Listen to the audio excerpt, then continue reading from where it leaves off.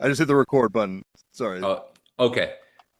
You were just saying we were talking about we haven't done this since we recorded the Clash episode.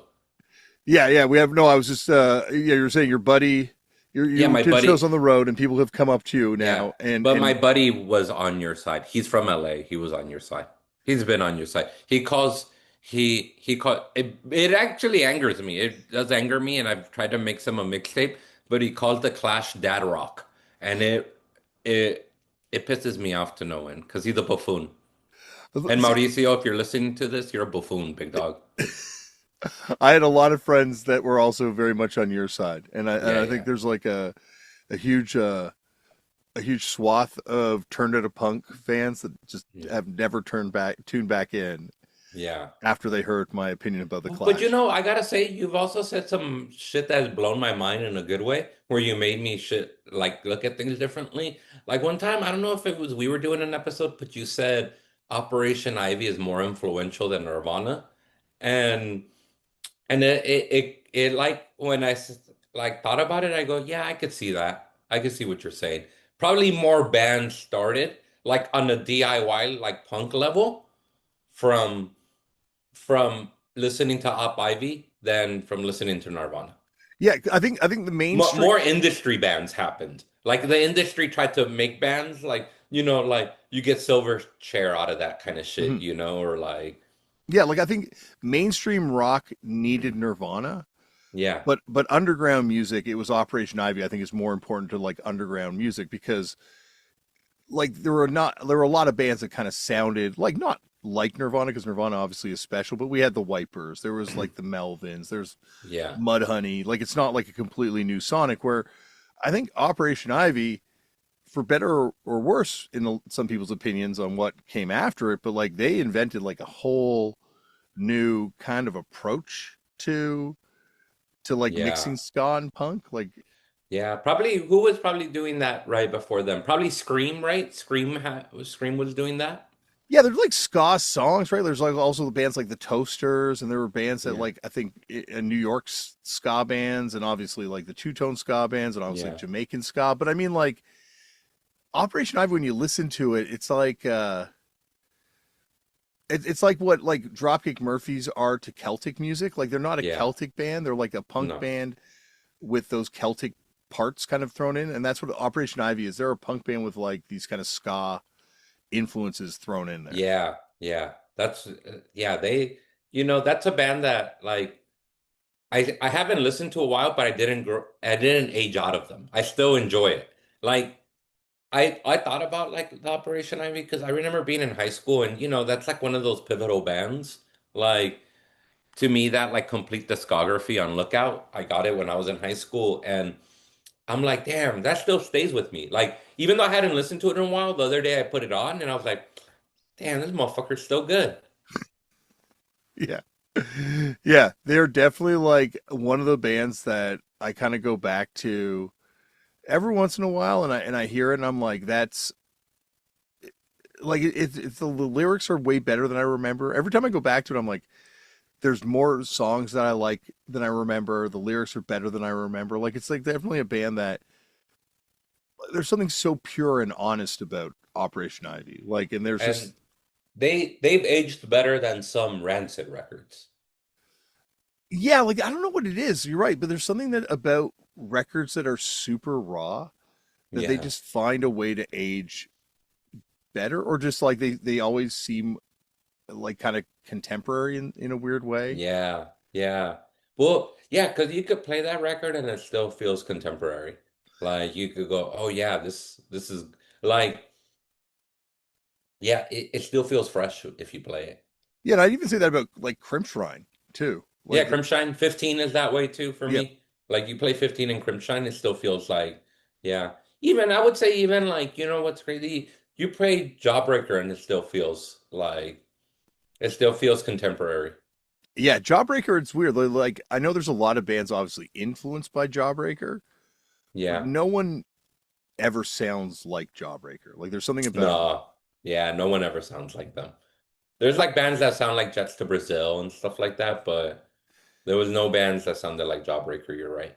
there's I think it's also Jawbreaker, and it wasn't until those guys came on the show and I talked to them Yeah. about it. But like, there's such like a heavy kind of Sonic Youth art rock thing running Yeah. through it. There's that because you remember what was those like what was it on 24-hour revenge therapy? They had that thing that like those kind of emotive bands were using at the time where like you use a like a recording of a message machine, like a Yes. voicemail machine. Remember that? That was a big thing. Yeah. And you use that and it's like you layer that into your track or whatever. And like they had a lot of those things. Like they felt a little art damage, but they also had like that. And I say this like in a good way. They also had that corniness of emo, which you wear your kind of heart on your sleeve, Yeah. you 100%. know, Yeah. mixed with that like art damage, Sonic Youth type, Dinosaur Jr. type shit, and then with like kind of a like a guttural like kind of street punk sound, like all that mixed together, kind of. Yeah, like I think that wearing your heart on your sleeve is kind of like certainly in that style of music is almost invented by them. Like I think it's like Yeah, them, Rites of Spring, and like Judge on the East Coast that are like doing these lyrics that are just like so over the top emotive, and that kind of it winds up yeah. informing like this next wave of bands that I will say this though, I feel like I don't know about Judge too much, but I know about like Rites of Spring. Their lyrics felt emotive, but like in an abstract way, yeah, right? Like where you're yeah, just like, this is not really like I'm hurt and I'm feeling hurt right now, and this is not Kiss the Bottle. yeah. Well, that's You the thing. you know what I mean? As Yeah, we're like with Jawbreaker, it's Kiss the Bottle. It has that I think a Kiss the Bottle has almost that kind of like hard on your sleeve Bruce Springsteen type shit, you know? yeah, and that's definitely like I think with Judge too, where Okay. he's like I like very much like Yeah. talking about, and I think that goes back like Minor Threat, right? Like you listen to those songs, like filler and Yeah. just the I don't lyrics want to of hear it, all yeah, like that. they're Yeah. sad. Like it's a guy who's like dealing with feeling isolated and feeling alone and very Yeah. directly telling you about it And growing up. and growing Like, up. Yeah. yeah. Yeah, Very that's crazy. Yeah, that Operation Ivy, man, that still bangs, man. I mean, better than any, no offense, but better than any Transplants record. yeah, I like I was never the hugest Transplants fan, Yeah. so I like yeah, for me Operation Ivy. Like Talib Kweli when he was on the podcast saying that they were an influence on him lyrically. I thought, That was crazy because I gotta be honest with you. I sound like a hater when I say this, but I've told my friends. I told my friend about this because he told me that there was this one of those rap dudes from like Griselda or whatever yeah. is gonna put out a hardcore record or something like that. Yeah, And West I Side Gun is going to be putting out a hardcore record apparently. and I told him, I said, that's not gonna be good. And then and then I told him, and he goes, why? And then I go, can I tell you something? This is very ignorant of me. This might I know this, and this might be even what they call like raucous, right? Like rockism or whatever. Yeah. I often find rap dudes don't listen to good rock music, but rock dudes will listen to good hip hop music. Like I can see what you're saying in some Like regards. I like definitely all of them to me, like a lot of rap dudes, and I'm being ignorant here, but a lot of rap dudes sometimes to me they'll be like, "Yeah, dude, yeah, I fuck with Linkin Park," and I'm like, "All right, well that's not really what I'm talking about, but I feel you, you know." yeah, I Like remember 50 Cent saying his favorite rock group was Maroon 5. that's what I mean. It's But like, yeah, but it's not always like obviously like there are certainly cases of that happening, but I think it's just like hmm based on exposure, right? yeah. I'll take that back though, because there is like instances where some people made some good shit. Like, like I think like Mos Def did a song with like Daryl Jennifer, and he was pulling from like more interesting things or more things that I find to be underground. Lil Jon has also in interviews talked about loving Minor Threat and the Bad Brains. And Bad Brains, you're right. I find that most mainstream rappers, because they're dealing with mainstream music, don't search like for the underground stuff, you know? So they might be like, if you like, they'll be like, yeah, I fuck with Nirvana. And it's like I love Nirvana, but I think because it's mainstream, it's their point of reference. Yeah, Or Fallout, or they'll say like Fallout Boy or something, you know? yeah, yeah. Like I think but I think once again it's like based on what you're exposed to. The one that Yeah. blows my mind, and I've always wanted to have him on the show to talk about this, but it's probably never going to happen. Have you ever seen this? I'm going to drop it in the chat for you to see right now. Okay. I don't think everyone else will see it either, but No. shit, maybe I can go this way. Okay, there we go. Okay, that work when you clicked on it? Yes. I do This is the I Playboy this is Cardi cover for the album Red. yeah, I don't think this is all art direction to me. He has a Bad Religion tattoo. Let me add that to the It's mix. all art direction. I don't believe in it. I don't I'm being an asshole. I just don't think he and maybe these are all my own things because I don't inherently, his music is not something I listen to, but I go, yeah, I don't think this fool is I think this is all art direction. Sometimes I can tell because there, now more than ever, there's a cross culture of like, of culture because of skateboarding. So, you know, like skateboarding culture, you're pulling from punk, who is also into hip hop, and then you have skateboarders who are into, and punk dudes that are into graffiti, and it all becomes design, right? Mhm. And I, I don't know. I don't think he's a. I'll tell you why. Because I think he'd be more vocal about it. This stuff always Yeah. only ever comes out in design. So he has that photo that looks like a somebody like it looks like the Edward Clover photo of the of D- from the LA from Wasted Youth, like somebody doing a backflip onto the Yeah. stage. He has a similar photo like that on one of his albums, I think. And like it always feels that it's pulling from design and not sonically. And maybe I'm not well versed in his music to know to say that, but the little that I have heard, I also think he'd be more vocal about this.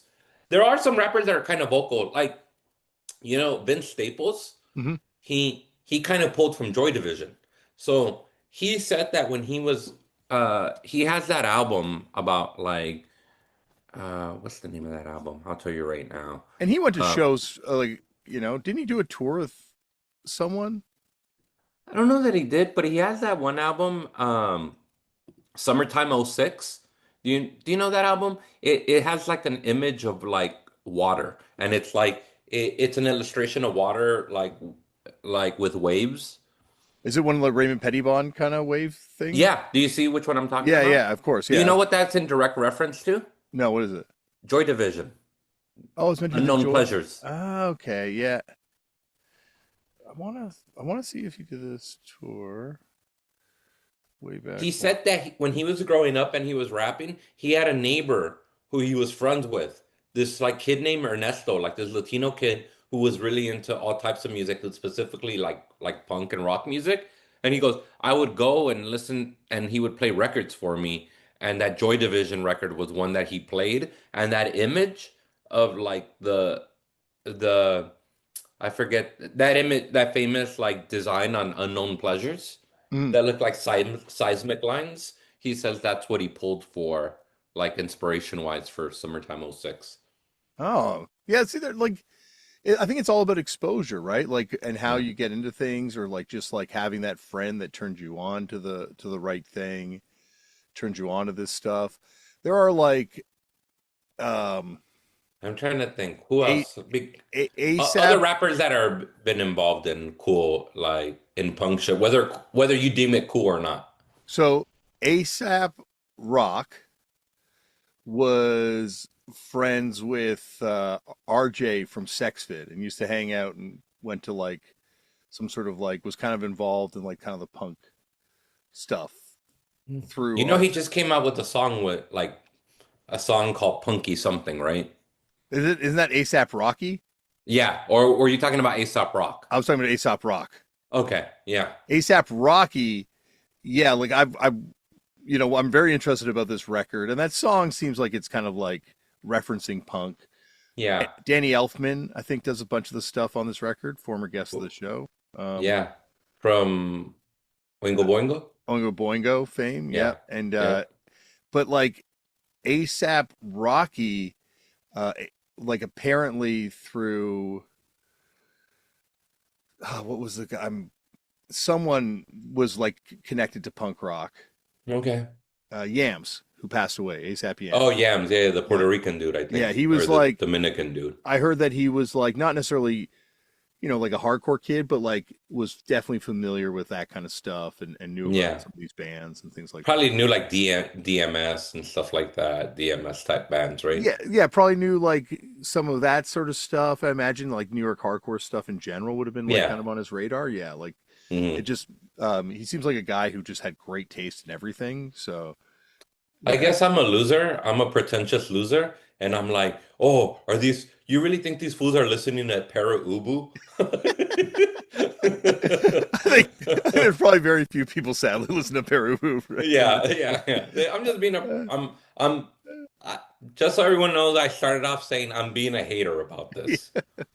No, there Yeah, are like I think they're definitely, especially now with hardcore, and I'm not talking about rappers when I say this, but like there's definitely people in kind of pop music yeah, uh that are like repping hardcore in a way that's like really like yeah, talking about being a hardcore kid or talking about yeah. this thing, and it's like I don't really know if you were really that Well, that's what's around. funny to me is I guess I've seen hardcore change throughout the years, and like I think I just don't.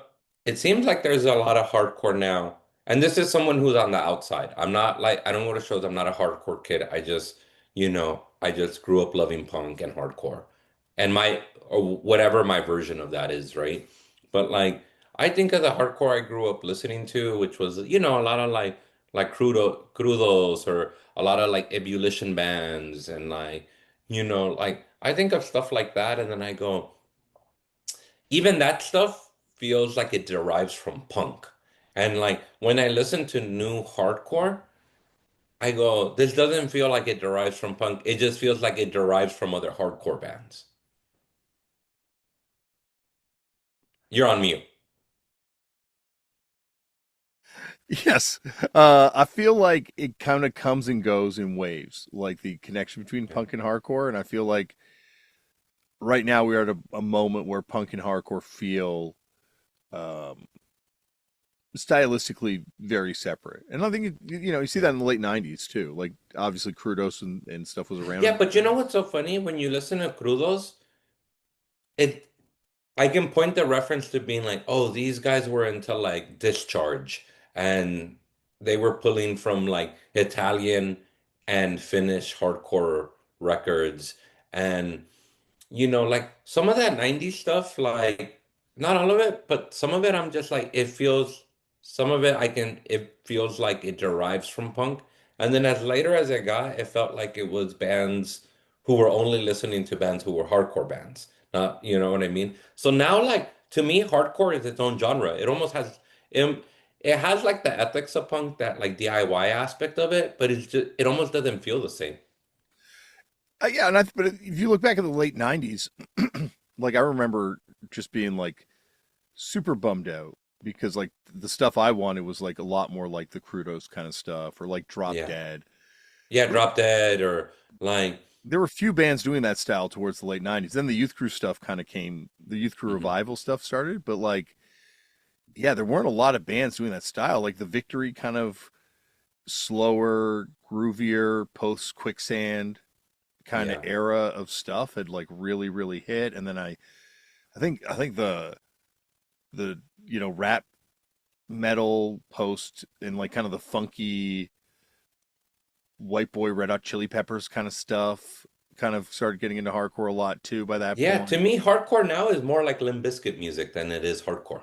Like punk. Yeah, yeah. Well, I think that's also because like you and me were talking about this over like text earlier today. Like for our generation, it was like Nirvana and Green Day were like the big onboarding bands, but there's a whole generation of kids that their onboarding bands were the Deftones at best, and then Korn and Limp Bizkit probably, or Yeah. then like Three Doors Down or.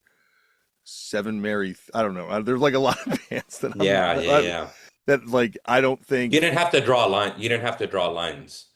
Yeah, exactly. And like those bands don't connect necessarily to the thing that we're talking about, and that influence has become, yeah, certainly a lot more prevalent in more modern bands, I think. Yeah. Yeah, Um, it's interesting. Like even when I see like hardcore kids or like I was watching this short doc on like this like kind of Latino hardcore scene in here in LA, but in the like kind of outskirts in Pomona. And it was about all these like Latino kids. It was really cool. I mean, they were pretty righteous and cool kids, and like they were, you know, they it was a small 20-minute doc on YouTube, but it was basically how like through the through shows and through hardcore and benefit shows, they raise money to give kids like to help kids with college, like college funds or whatever, you know. And I thought, oh, that's cool and that's righteous. But I was just watching like I was watching like their like show footage and then just observing in the doc how they dress with like Air Force Ones and hoodies and like I just go, damn, it's such a like it's it but it goes back to this that like it just feels so different from punk. If you know what it feels like? It feels like not in a bad way, but it feels like having your cake and eat it too. Where it's like I can be into this alternative music and still look mainstream. yeah, With it, because I'm gonna be rocking Air Force Ones, and I'm gonna be walking or whatever cool sneakers, and then I have my baggy jeans and a hoodie with a jersey, and I have these big gauges, and like and it feels like, do you know what I mean? Like it's not a bad thing because at the same time, I don't think punk should be fashion. I don't think punk should be fast. I don't think because I never went out of my way to dress punk. I never had a mohawk.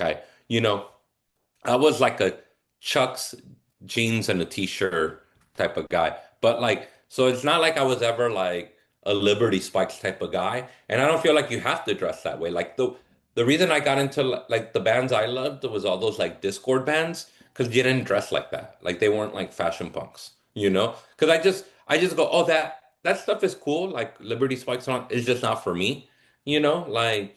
But it's funny because I watch these like a lot of hardcore stuff now, and I'm just like, damn, you fools got ch like a nice chain on, you got your hoodie on, you got your pretty like dope sneakers. Like I go, this feels so having your cake and eat it in it too. Maybe I'm wrong. yeah, yeah. Like I think to dress punk, like Hmm. capital P punk, costs like a shit ton of money, right? Like to wear like bondage pants, like unless you sew, but Yeah, like to get a pair of bondage pants. I remember Dogpile put out like a retro bondage pants, and my brother really wanted them when he was like 15 years old, and they were yeah, like $200, and this is in the 90s, right? Like a leather jacket. Like how much would yeah. that set you back? But I don't even think you have to dress like that. I don't think you should dress anyway. I Yeah, like I don't think you should feel inclined to dress anyway.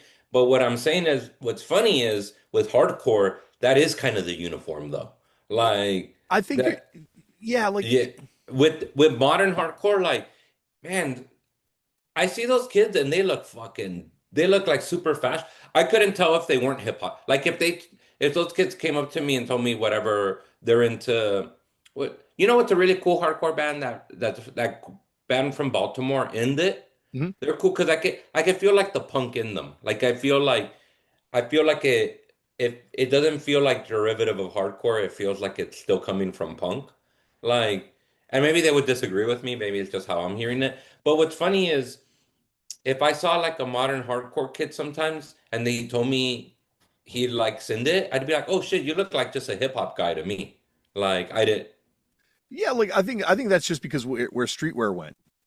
You know, like yeah, we're kind of like in a post streetwear era where skateboarding, punk, hardcore kind of fashion, and hip hop fashion have really all merged into like one yeah, thing, it's all right? merged. That's what I'm saying. It's all merged, and it's become the de facto. It's become the de facto hardcore look. Yeah, the hardcore look is, and I think that's also Because I like, went to Coxbear. And I and and trust me, some of those like punk looking, capital P punk looking people, they did not have money. They just find a way to look that way. And Yeah. I'm not praising it. I'm not saying anyone should look that way or not. It's just interesting to me because sometimes even if you didn't dress alternative, if you were into alternative culture, you could see an inkling of it. Yeah. Sometimes with hardcore kids now, I don't see an inkling of it. Yeah, but that's because like all our iconography has been co-opted, and like Yeah. you're starting to see this sort of stuff like show up in mainstream places or show up like not necessarily on punk people in Yeah. general, right? Like I think like all this sort of like there's just like not really the connection between fashion and youth culture anymore, like there used to be, right? Yeah. Yeah, like have you ever seen those videos? This Me and my wife were talking about this. She was explaining it to me. Like she read like a fashion blog and it was this idea of how it's pretty popular right now for kids to wear band t-shirts Hmm. because they don't care if they're into the banner. It's just a logo to them, Hmm. you know? And I thought that was interesting. Like I go, "Oh yeah, it is just like fashion. Like it's not, And you know." I feel like I would be all up in arms about that if it wasn't for the fact that I did the same with all the sports teams that I always wore shit by. Like, Yeah. once maybe at one point in my life, I cared about the players on the hat I was wearing, but Yeah. then after another point, it was like, no, I just want a hat like that looks kind of Yeah. cool, and like I don't.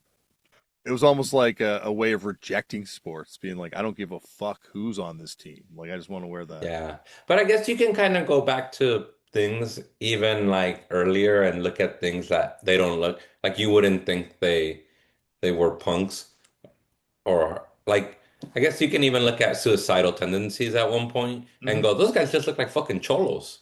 Like you wouldn't think they were like fucking punks, you know?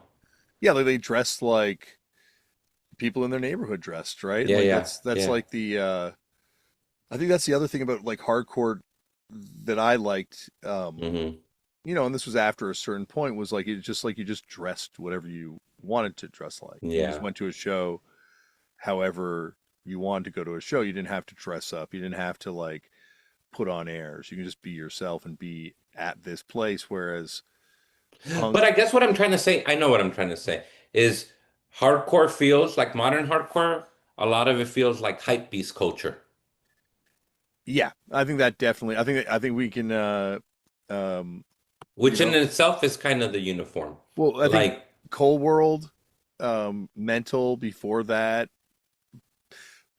like a lot of it comes from like this sort of like obsession with punk rock history and like mhm. looking at the shoes that Porcell was wearing in a Youth of Today photo and being like, okay, let's Oh, try and all get those right. shoes.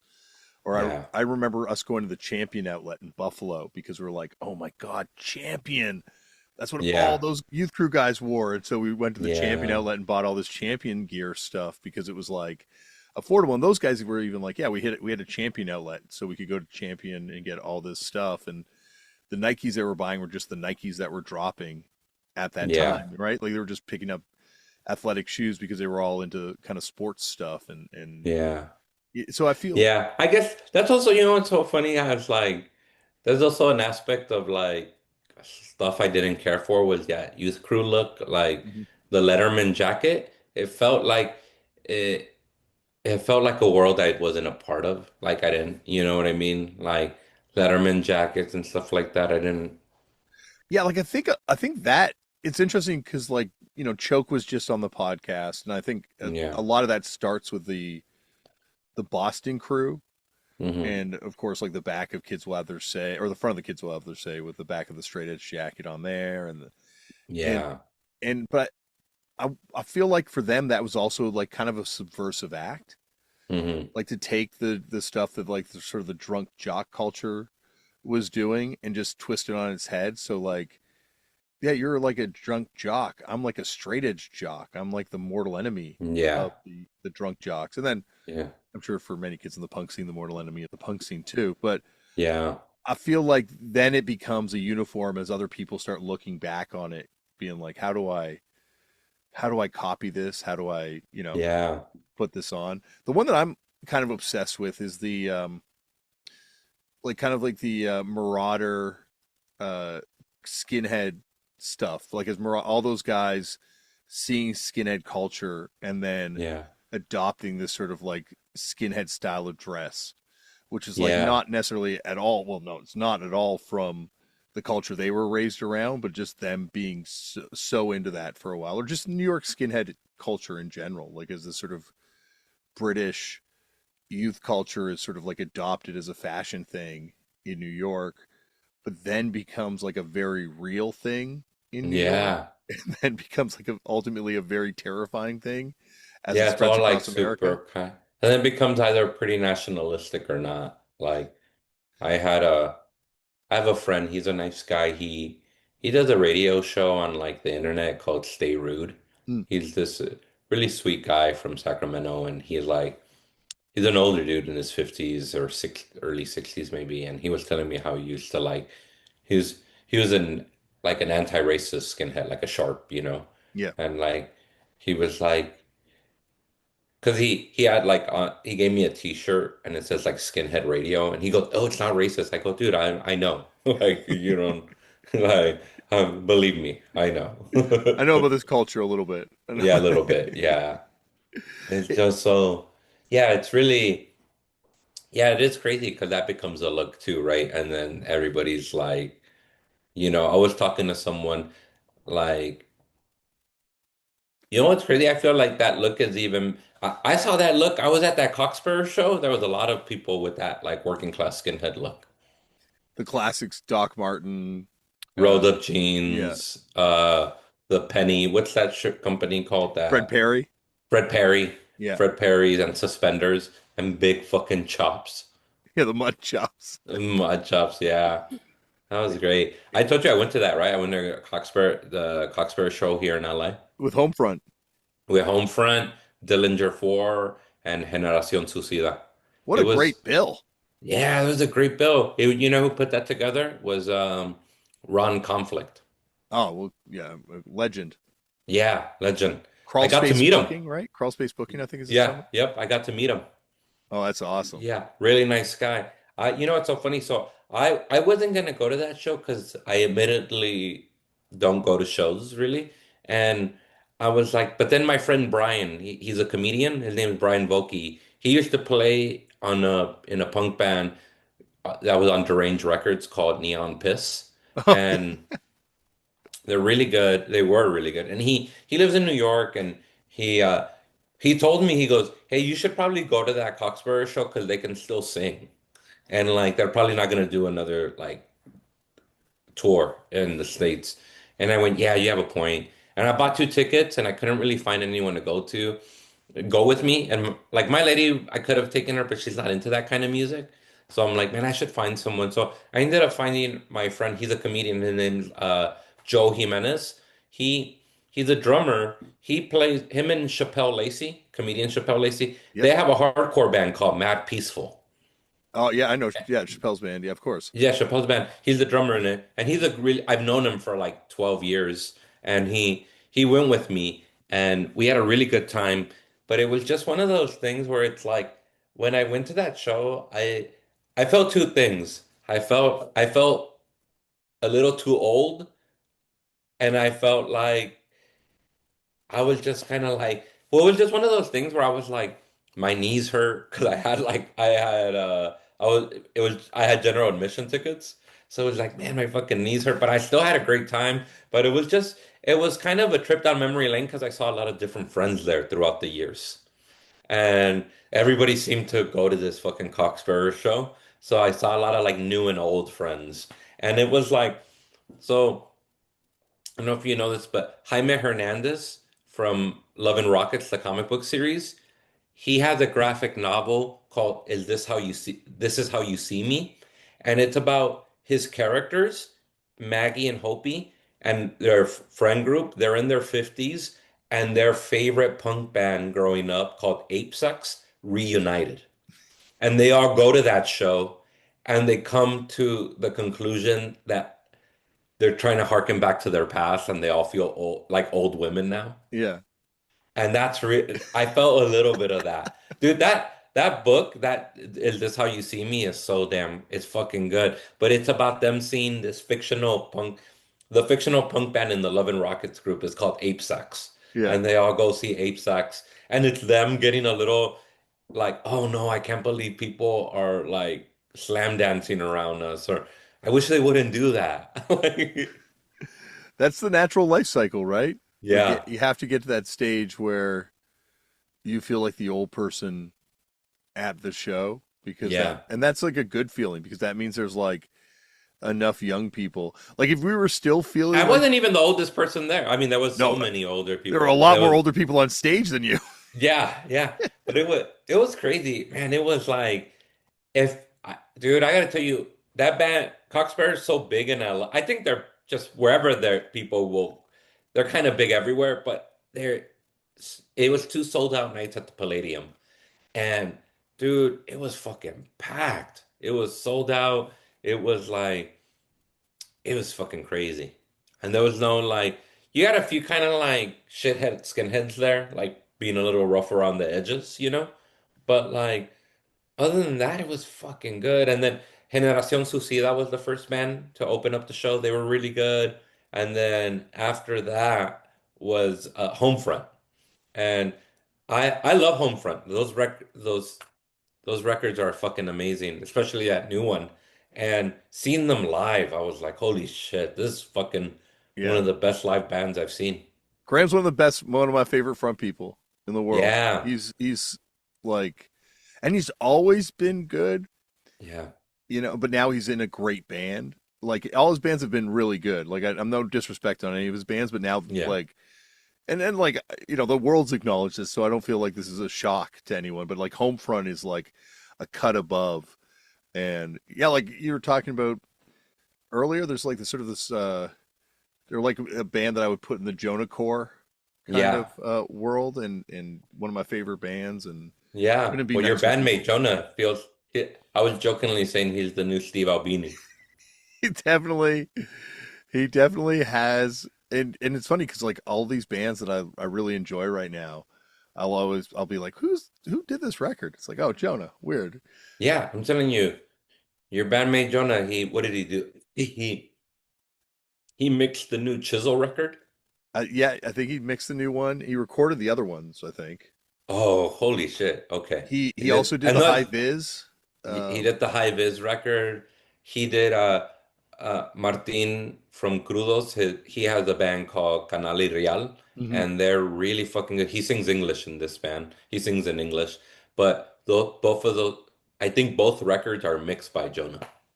Yeah, Jonah's like like and Jonah knows more about music than me. Yeah. I think he's got one of the craziest years. Like this is my favorite Jonah story ever is years ago, Thurston Moore put together this like all-star hardcore band for South by Hmm. Southwest, and it was Allison from Awesome Color on drums, Don Fleming on one guitar, Jay Mascis on the other guitar, Andrew WK on bass, and then Damn. Thurston Moore singing. And the day before the show, they had a rehearsal, and Andrew WK no showed the rehearsal. And Jay's like, I think Andrew's not going to do this show. I don't think he's going to show up tomorrow. I think he's going to no show it. And I'm like, if he does, you find me at the show and we'll get Jonah to fill in. He's like, he doesn't know those songs. I'm like, believe me, He it'll be knows all the good. songs. Yeah. Yeah. So, of course, like, Jay comes up to me and he's like, is Jonah here? We're at the show and I'm like, yeah, he's here. So they go up on stage and they page Jonah. I'm like, Jonah, they're going to need you to do the set tonight on bass. He's like, all right, let me see the list. Looks at it. He's like, okay, got it. Jonah went out there, knew the songs better than all of them put together. Like Fucking A. all of them put together, blew everyone off the stage. That's hilarious. No rehearsal whatsoever. Yeah. Yeah, he did. I'm looking at like Discogs. He did fucking the Homefront record. He did uh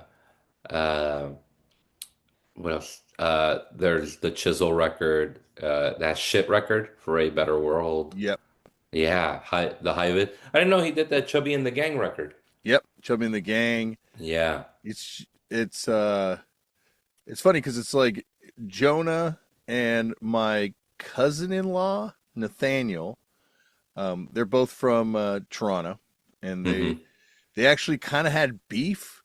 I don't think Yeah. Jonah knew about this, but Nathaniel had beef with Jonah because Jonah bought a Demix record that Nathaniel wanted out from under Nathaniel at a record store, unbeknownst to Oh, Jonah that Nathaniel wanted. But they shit. beef. But then they moved to England, and they've become like these kind of elder statesmen for this whole Yeah. generation of like punk and hardcore kids in Fuck London. yeah. And so it's really really sweet to see. They hug each other hello, which I never Yeah. thought would be possible during the great Demix beef of Yeah. But this was 2003. produced. He's producing all. He's mixing and producing all these fucking amazing records. Yeah, he won a Juno last year for the Alexa on Fire record. Maybe it was 2 years Really? ago. Yeah. Look at that, man. This fucking guy, I'm telling you, he's the new fucking he's the new Steve Albini. He is the I will say this, and rest in peace, Steve Albini. No disrespect, of course, to the dead. Way nicer than Steve Albini. Oh, yeah, yeah, I And gotta Jonah believe it. Yeah. Jonah will give you advice in the recording studio. He will offer supportive words of encouragement, which is not something that Yeah. Steve, I don't think, enjoyed doing Hey, too often. well, Rest in peace, of course, again.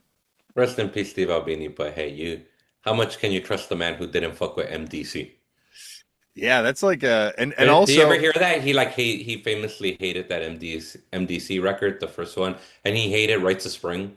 dude, he told me to my face that there's no good LA punk bands except for the Germs. That's right, he said that. Yeah, I remember he said that. Yeah, That's a like insane. I'm a guy who says some insane Yeah, things about punk rock on this podcast, like yeah, some harsh hot takes, but wow, I was like, that's staggering yeah, crazy, right? because Just to consider, like, there's so many styles, right? Like styles from the Gun Club to X to those whatever Danger House, any band on Danger House, despise you, like Despise You to modern bands, yeah, Despise You, like all that shit is yeah, all, it's a yeah, it's a it's an intense feeling to have towards, yeah, that's crazy. but I don't know. Are there New York hardcore bands that you like? Yeah, no, no, Urban Okay. Waste, Okay. Okay. So you're love like Urban the Waste. faster ones are more your speed in New York hardcore. Yeah, I love Kraut, Yep. love Kraut. I love Kraut. I love Cro-Mags, love Cro-Mags. You like Chromic, but you don't like Agnostic Front. You know what it is, dude? I'll tell you this, when it comes to Agnostic Front, I know they're a good band and I understand their importance and like I can listen to the record. I just don't ever fully get into it too much. Even though I love their lore. I love all that shit. I have that Roger Murray like book out. You know, not the memoir, but the one is it's his collection of flyers and Yeah. artifacts. Yeah. I have that and I love looking through it. I just I gotta tell you, I will say this. I like United Blood. That's kind of if I had to listen to anything, I listen to that. But like, yeah, I just super don't get into it that much. But with that said, I don't disregard them. I get why people like them. I get all that shit, but I just I never got into like a lot of that kind of New York stuff. But the Cro-Mags I find are more of that New York stuff than Yeah, you're Agnostic right. Front is. There's something about them that like there's something about them that I don't know. I mean, I don't know what it is. I feel like I'm contradicting myself, but I just can't deny how good Age of Quarrel is. I get that. I think Victim in Pain for me is Yeah. is my favorite of the New York hardcore Oh records yeah, of you use LPs. it for your intro. I just something about that record that's just like, Yeah. I just can't. There's just something Do you get into the crossover? I've never been like I like Like Cause for Alarm and stuff like you like Cause for Alarm? I like it because I've grown to like it, but at the Mm. time I remember I bought the double CD. There's like a CD that has Victim in Pain and Cause for Alarm on it, Yeah. and I found it used at the CD store on Queen Street West. I remember buying it, and getting it home, and I'd already been kind of like schooled by like a lot of Mhm. the older punk dudes, like, oh, you only need Victim in Pain. And then, so by the time I heard it, I was like, oh, I don't like this. I only like Victim in Pain. But over time, I grew to appreciate it. I You think, know what I like? I don't mind because sometimes I do kind of will listen to these bands and I go, I never gave this band enough of a try or whatever. But I was going back. Some of that stuff I don't mind is the late 90s Epitaph stuff that like fucking Lars produced, where it kind of goes back to having a little bit of a punk sound. yeah, I will say this: Lars, a very underrated producer. Yeah.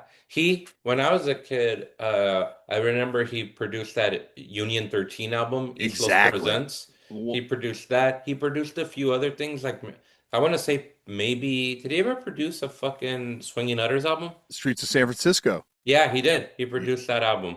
And then he He's did fucking the Dropkick Murphys record too, yeah. an Agnostic Front record. There's like maybe business. There's a business record he did Yeah, around a then too. business. I was gonna say the oppressed, but it was the business. He's got like one of those guys that just went in these studios and made these bands come out sounding ex- His records, his record, and what's the Billy guy from SOA or SOD? Billy Milano. Billy Milano. There's a record that he produced for Agnostic Front, and it's on Epitaph, and it's Oh, like a pretty good return to like hardcore street punk type record.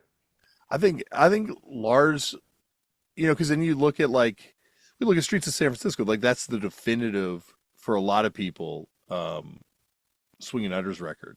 Yeah, And then that's it's true. the next record, Juvenile Product of Working Class, which like a lot of people like the production is what really drives a lot of people away from that record that were fans of the older records. I Right? Yeah. love I love them both. I think they're both great, man. I think they're both really good. Oh, you know what it is? Billy Milano did Something's Gotta Give, Oh which was one wow, of their bigger records because it has Gotta Go on it. that's crazy. Billy Milano did that. Yeah. Wow. Yeah, he was the producer of that on Gotta Go. That was my first exposure to Agnostic Front was Gotta Go. So because it was on the Punkorama. Hmm. It was on Punkorama when I was like fucking 13, 14. And I remember listening to Gotta Go and being like, well, this is pretty cool. And kind of went back. And then after that is Riot Riot Upstart, which is the Lars album. Yeah, that's it's so funny because I would have thought the Lars one was first, but No. Billy Milano, I met him one time. He like You what? told me he was a door guy at a Yeah, club in Austin, yeah, he right? was a bouncer at a club in Austin, and Lee from Trash Talk's like, "Yo, fool, you want to go meet Billy Milano?" And I'm Yeah. like, "Yeah." And we went over. I don't I gotta ask Lee if Lee still has the photo, but there's a photo of us with Billy Milano somewhere. Man, you know who I've been thinking about recently who's a hardcore band who like was a pretty important band to me. And I go, damn, they actually kind of probably influence modern hardcore more than any other band is Downset. You know what? I agree with you, but I don't think they get the credit. Like, Yeah, that's what I mean. yeah, I don't think they get the credit, but if you think about it, I first saw those guys. I saw Downset like in 99 or something. My buddy, we went to go see Sick of It All. And it was them, Sick of It All, Vision of Disorder, and some other band, right? mm-hmm. And like, and Downset fucking, they came out and these was we were like, and at the time, it's still big, but graffiti culture in LA was so fucking huge. And the guy came out from Downset and he was Latino, and the other guys were like everybody. They were all graffiti guys. They looked like graffiti guys too. They looked like fools in LA who would catch the bus and scribe up the bus with like a razor, you know? Yeah, scratch tag it. Yeah, scratch tag it. And and then I remember buying those Downset records and like I think their curse of Downset was that they were around the same time that Rage was around. So And they they probably got and they beefed with Rage. yeah, I heard that. I've never knew that story, but I've heard it. They have a diss song, I think, on the LP, maybe Yeah. that has it. They were on Theologian Records, which is, of course, the label that put out the first Pennywise record. The Yeah, that's right. and also Pessimizer did all the Pessimizer stuff back to Yeah. Despise You. Yeah, a very interesting band. Like some of those songs are so fucking hard. and Oh, on that first album and then that second album, Do We Speak a Dead Language? yeah.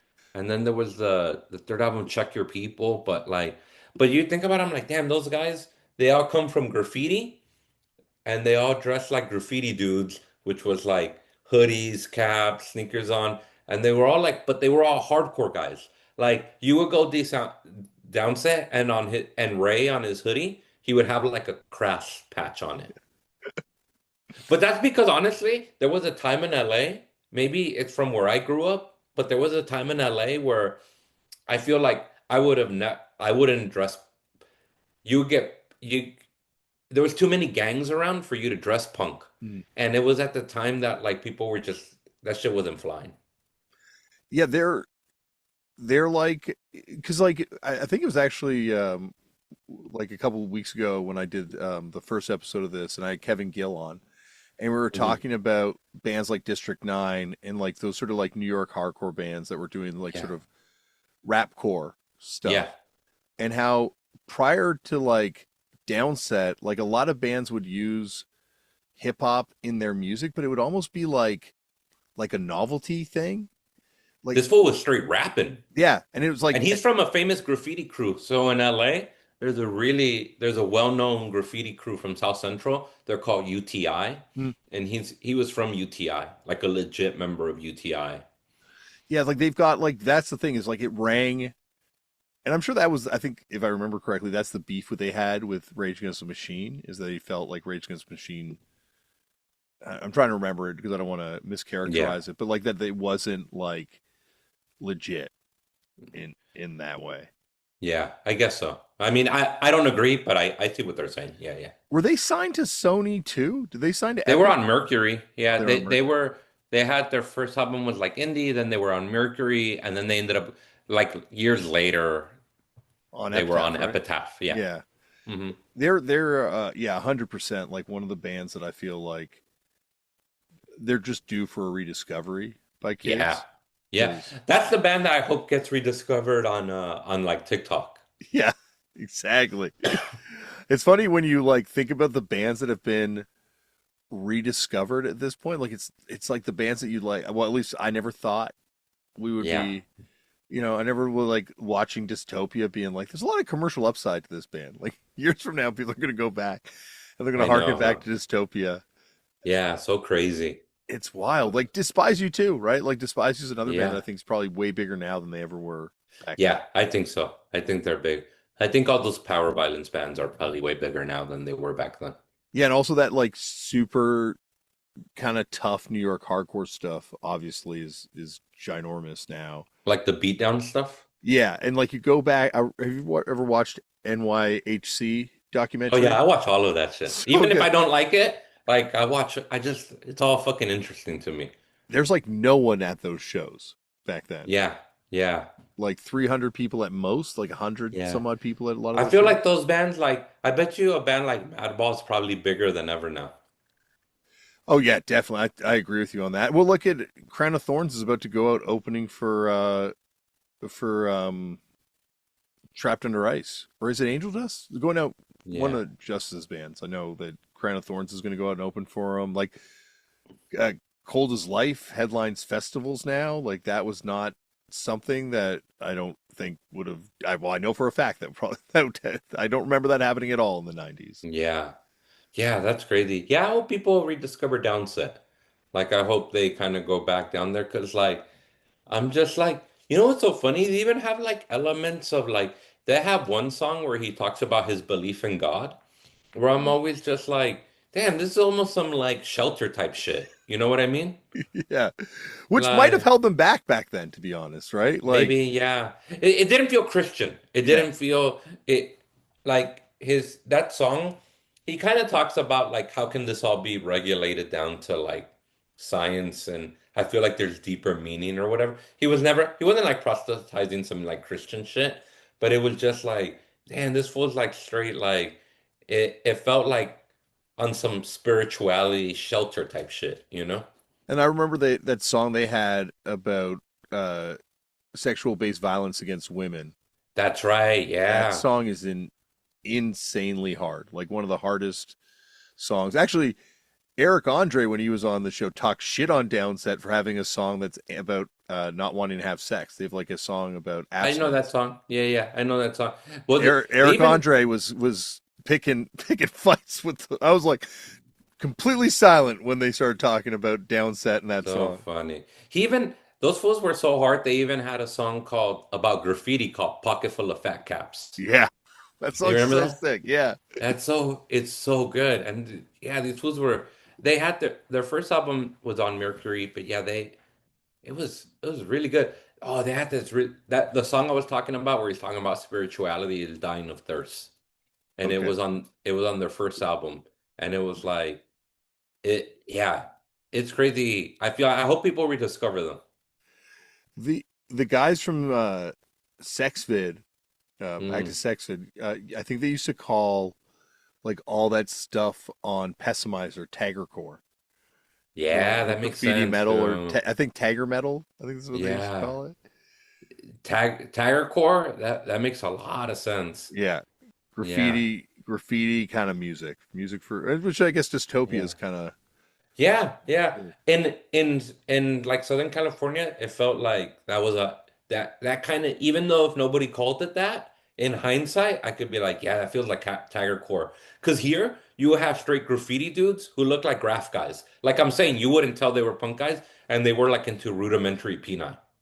Yeah, well, and that's really the connection between these two cultures going back to New York, right? And Yeah, Freddie a Alva's lot of book, a lot of graffiti. a lot Yeah, of graffiti, right? Like Mackie from yeah, the Cro-Mags used to yeah. was like, I forget the name of the crew that he was part of, the guys from Or even Frontline. going back to like Black Flag spray paint.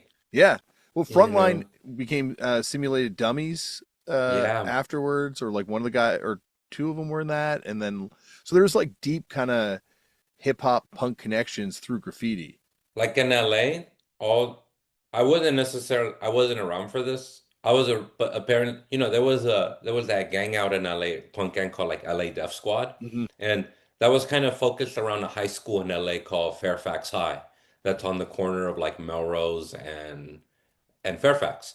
And that's where LA Death Squad kind of started. It's like a big city school, a bunch of kids from different neighborhoods go to it, but it's right in like Hollywood, right? And and LA Death Squad apparently kind of started there. But then a lot of those LA Death Squad guys who were like punk guys ended up starting CBS. And CBS was like it's like short for Can't Be Stopped. And that was like one of the biggest graffiti crews and like best graffiti crews in LA.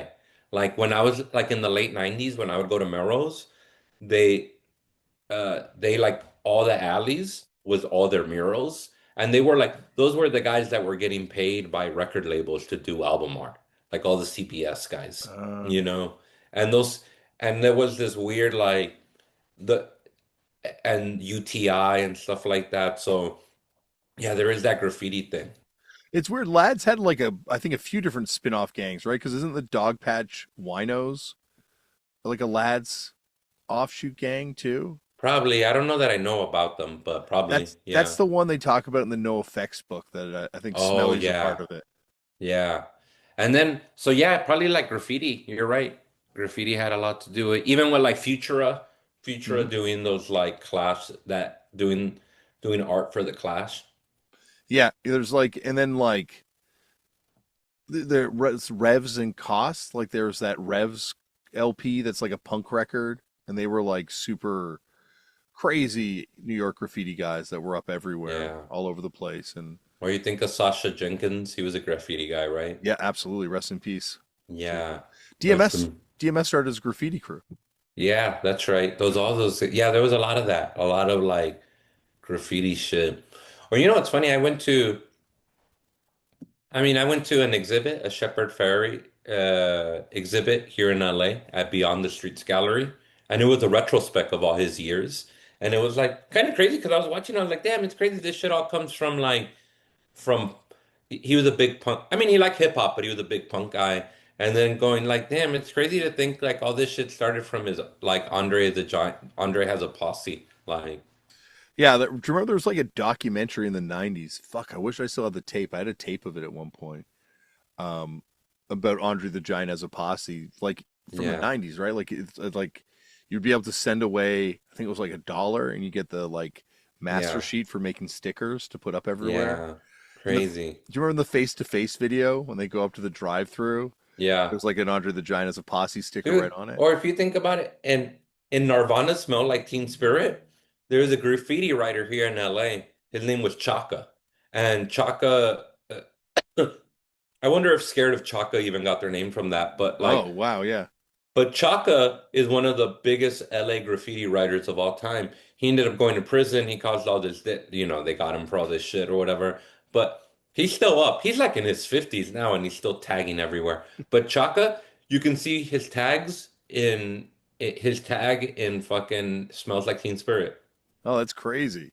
Yeah. That's what like yeah, like 'cause back to Shepard Fairley, I remember being at Coachella Hmm. the one time we played we played it multiple times. The one time we played it. And I saw him and I went up to him and I'm like, "You're DJing today?" Because he was DJing. And I'm like, "What kind of stuff are you playing?" He's like, "Tell me some stuff." I'm like, "Are you into punk stuff? You playing any of these bands?" And we talked Hmm. about punk bands for like a good 20 Yeah. minutes, just about punk and hardcore stuff. And actually, I put up like a trailer for that SNFU That documentary. was really good. I Oh, watched thank that. you, That was really thanks. good. It was super crazy to get to make it. I had to, Yeah. like what a huge honor to get to work on that for me. Yeah. But then like he commented on it, talking about how much they were like one of his favorite bands of all time, and they had like Yeah, that's first two cool. records are two of his favorite records. But Yeah.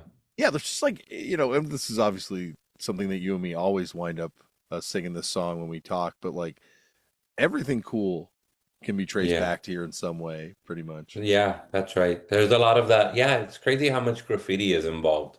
Yeah. Man, that graffiti court thing makes so much sense. Like when you call it graphcore, like there was a time in LA where that felt like, and that probably graphcore is what to me modern hardcore looks like now.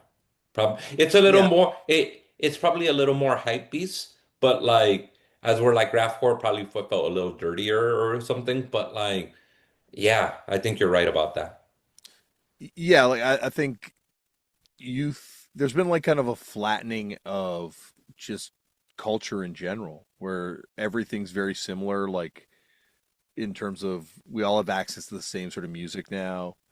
We Hmm. all have access to the same buying clothes type thing. There's no more like like Doc Martens.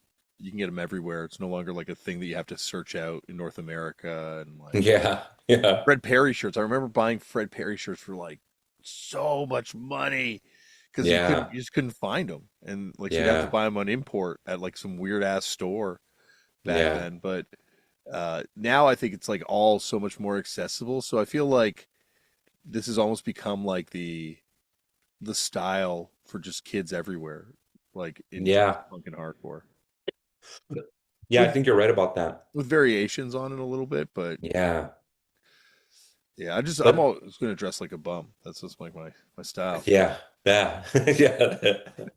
But yeah, it makes me, yeah, that graffiti core. Yeah, I hope Downside gets rediscovered. I want there's like a bunch of bands that I'm like waiting for the rediscovery of. Like I feel like Bad Luck 13, like when those videos hit TikTok and people see like what those shows were like, oh my Yeah, gosh. yeah, I 'Cause think you're right. like Yeah, TikTok's interesting though, because it's like actually all these places have different bands hit on different platforms. I find different yeah. like Acid Bath is a YouTube band. Like They're a YouTube band? the discovery of Acid Bath, Oh, like I Turn Out a Punk does pretty much the same numbers on like most of the platforms, right? Like hmm. for every episode, I mean, like it's Yeah. consistent. The Acid Bath episode is by far the most listened to episode on YouTube. Yeah, It's I heard you say that to Woj yeah, last week. yeah. Yeah. So now I'm Yeah, just it's repeating crazy, myself. huh? People, man, I know. I drew a few weeks ago. They were here in LA, and they were playing the Palladium, and it was sold out. I Yeah, drove by it. I mean, I really like them, but I wish I would also hope people find I Hate God. yeah. I think the thing is, I hate God because they never went. What like they did go away for like a minute, but like in this Yeah, era, they've never been out yeah, of people's hands. And yeah. like I see what you're saying. because I just think when people can't have something, they want it so much more, right? And Yeah. and, like that's Coxbar was super smart in the way they've toured for years, where like they don't, it's rare. So when they show up somewhere, it's like a huge event, and like Man, that show was so good, man. That guy, they can still sing. They played everything, dude. Like they played all of the first album, but they played everything like off of different albums, and like their new stuff still holds up. Like they put out a record last year that's still really fucking good. they're like the Neurosis of Oi. Yeah, Like they're yeah, like this yeah, band that just feels like so much more sophisticated in their approach to songwriting than any of their peers, and like uh yeah. yeah, I just like I Wonder what it is. I wonder if it's just because Oi is inherently so catchy or can be so catchy that it just forces you to be write good, catchy songs that kind of test,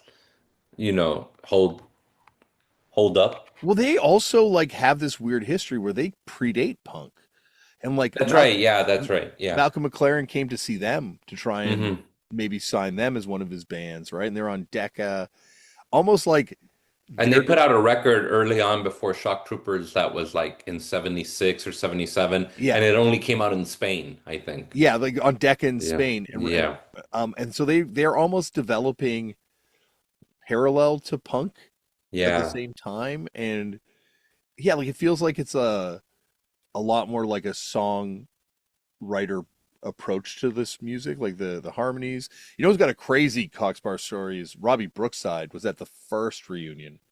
Oh, yeah. The first time they came back, they played Germany, and he's like, "Mate, whole room, nothing but skinheads. I'm the only dude in the room with long hair. Like the whole room just Really? yeah. Everyone else was a skinhead, and he's like got Man. crazy long wrestler hair at that point. You know who's a good like modern oi band that my buddy got me into? My buddy from Stay Rude Radio, he got me into this band, this Swedish oi band. They call them they're like an oi band, but they call themselves gorilla punk. Oh, They're called Kong Kong. Like King Kong, but it's yeah. Kong Kong. Oh, I gotta check them out. Dude, it's it's so good. It's so catchy. So, but it's dual vocals. It's a man and a woman. And the dude, this fool sings like Cookie Monster, like kind of like, those crazy Guttural. gravel, Yeah. guttural. Yeah. And then the chick hits all the harmonies. I mean, it's really good. And they call it gorilla punk. So it's like And screamo oi kind of thing. yeah, yeah, yeah, yeah, yeah. Yeah. That's I gotta check that. I like Dude, Kong Kong, check them out. They're really good. He gave me their record, and they're modern. They're a really new band, and they're really good. It I, blew me away. I love Beton Arme and Hmm. Puffer Yeah, from Puffer's Montreal. good. Yeah, yeah, Oh, Puffer's so good. good. We went on tour with them, and Yeah, they blew us off the stage every fucking night. They're that's so another good. Jonah record, right? Your buddy Jonah. Did he Did mix that he? record? Maybe. Yeah. Okay. Hmm. Yeah, they are phenomenal. Like Yeah. they're one of my favorite bands in the whole world these days. Like Yeah. um yeah, like I still think that's a genre that like it's a brave like maybe brave is the wrong word. It's an intense choice to dress like that because I think there's so many people that have negative connotations with that Yeah. style, but it's something that is like so much a part of punk rock that it's just like Dude, constantly going to reemerge. I had dressing extreme looking or like dressing like your genre, like what you like is like I find a merit to it, even though I ever didn't all like ever go. I was never a Liberty Spikes kind of punk or whatever. Yeah. But there was this kid, Matthew, who was doing stand-up around the time I started doing stand-up, and he was super into punk, like super. But this fool looked like he was in Discharge, like and like hair metal Discharge, like he looked like he was in Gizmo. He's got like I was gonna say he's got that Japanese burning Yes. spirit. This would look like he was in lip cream or some shit. You know what I Yeah, mean? pre burning Like, spirit stuff. Yeah. yeah, the Cums or whatever. This Yeah. fool look like those Japanese fools. And I go, dog, you cannot go up there and talk about observational funny shit because everybody's just looking at you going, why is Edward Scissorhands up there? I go, I know what it is, dog. To me, you look like you're in. I go, this was from Gism, like Gizm or whatever. Yeah. I go, this was from Gizm. But everybody else is looking at you going, dog, why the fuck are you telling us how dating's weird when you look like that? I think that guy should go do the mothership and kill Tony or whatever. Yeah, he should. Dude, it killed me. He stopped doing stand-up. He was a nice guy and he had some funny jokes, but he stopped doing stand-up and he works at a record store like in not that far from LA, like in Orange County, and he does like leather work and everything. Really sweet guy, really nice skills. If you ever hears this, he's a fucking good guy. But it would just make me laugh because this fool would go on stage and imagine looking like you're in fucking uh Gizm and you're just like, yeah, so dating's weird, huh? Yeah. That's what this, oh dude, it killed me. I yeah, like I my hat's off to anyone that's brave enough to go up and do stand-up comedy because I, Especially if you look like you're in discharge. well, I feel like though that's some guy that's probably been cracked on enough that he's brave enough to like he's like, what are they going to say to me that hasn't been yelled at me before Yeah, when I'm up so there? funny, dude. It cracked me up just to being like, no, dude, you can't. I go, it's not gonna work, man. It's I not gonna work. I always wanted to dye my beard like a weird color. I'm like, yeah, what can I do that's punk or like Liberty spike my beard? Nah, You you're know, too old for. Let it go. just like something. Yeah, I'll be extreme dad. extreme dad. Yeah, Once you have kids, like there's you can't do anything like that because they would just like they would be so mortified. yeah. Oh, yeah. I can't even imagine.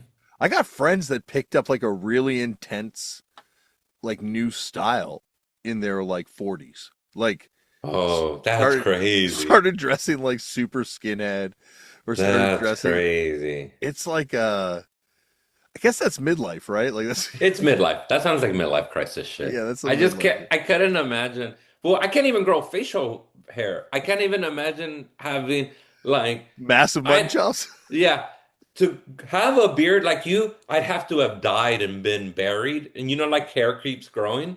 That's what for me to have a beard, I have to die. To have hair like you, I'd have to fly to Turkey and get an Yeah, yeah, operation. yeah, yeah. But I'm telling you, dude, that's so funny to me where you like it just it just cracks me up. Imagine like just being in your 40s and then you're suddenly goth. Yeah.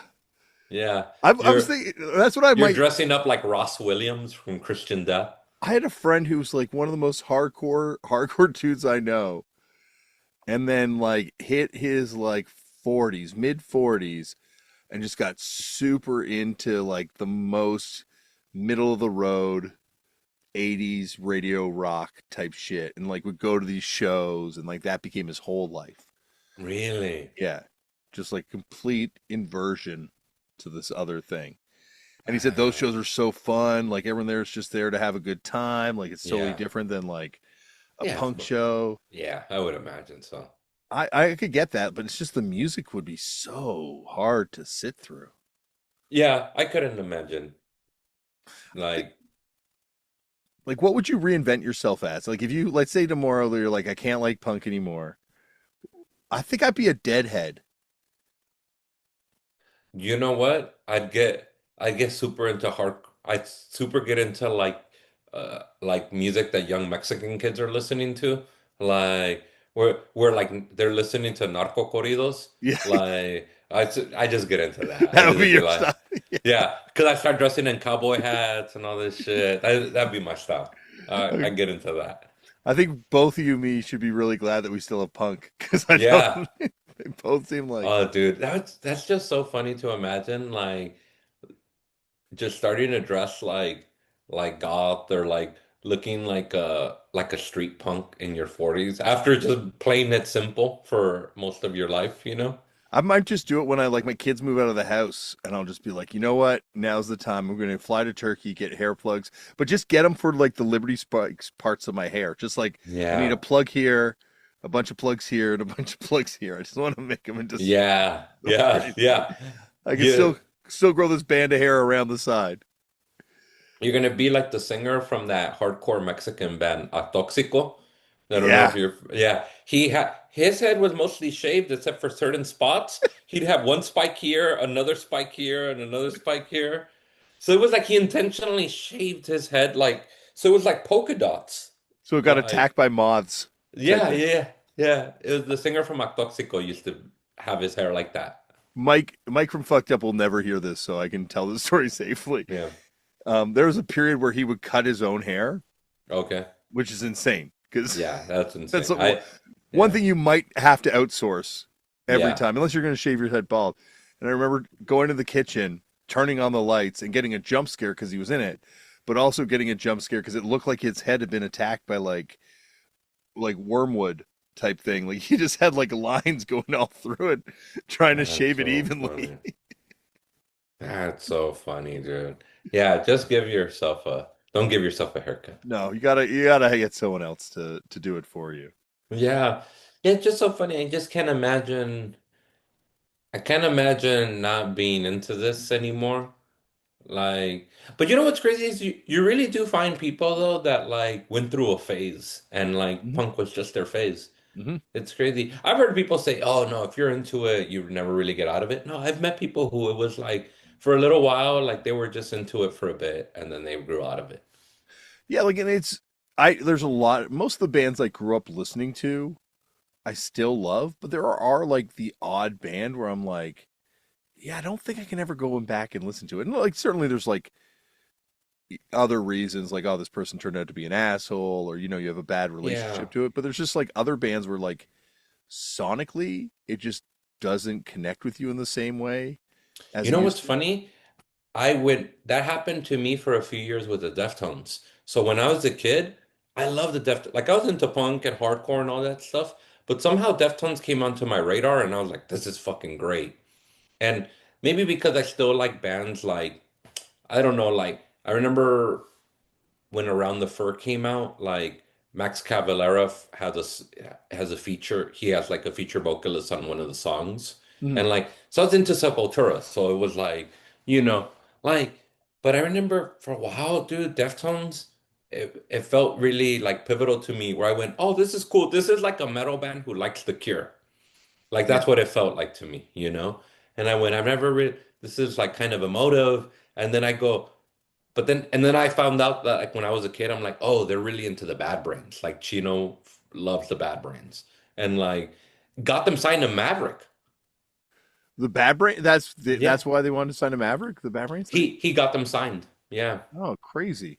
yeah, because they got signed to Maverick, and then he was really excited about them and says, you got to sign the Bad Brains, and they signed the Bad Brains. That's That wow, that's how wow. they did that Gotta Love album Yeah. for Maverick. Yeah, which That, if you listen to it now, that's not a bad album. if it was any other band, it would be a good record. I think for the Bad Brains, it's like Yeah, but it's pretty. It's like not. It's not awful. It's it's like pretty not. solid. Yeah, like so. Were those Deftones guys? They must have been in punk bands before that type thing, or like around. They were coming from all that. So what's crazy is they were coming from all of that. So they were from Sacramento, and they were all into like. I think they were pulling from different things, like, and they were like skateboard kids. So they were like listening.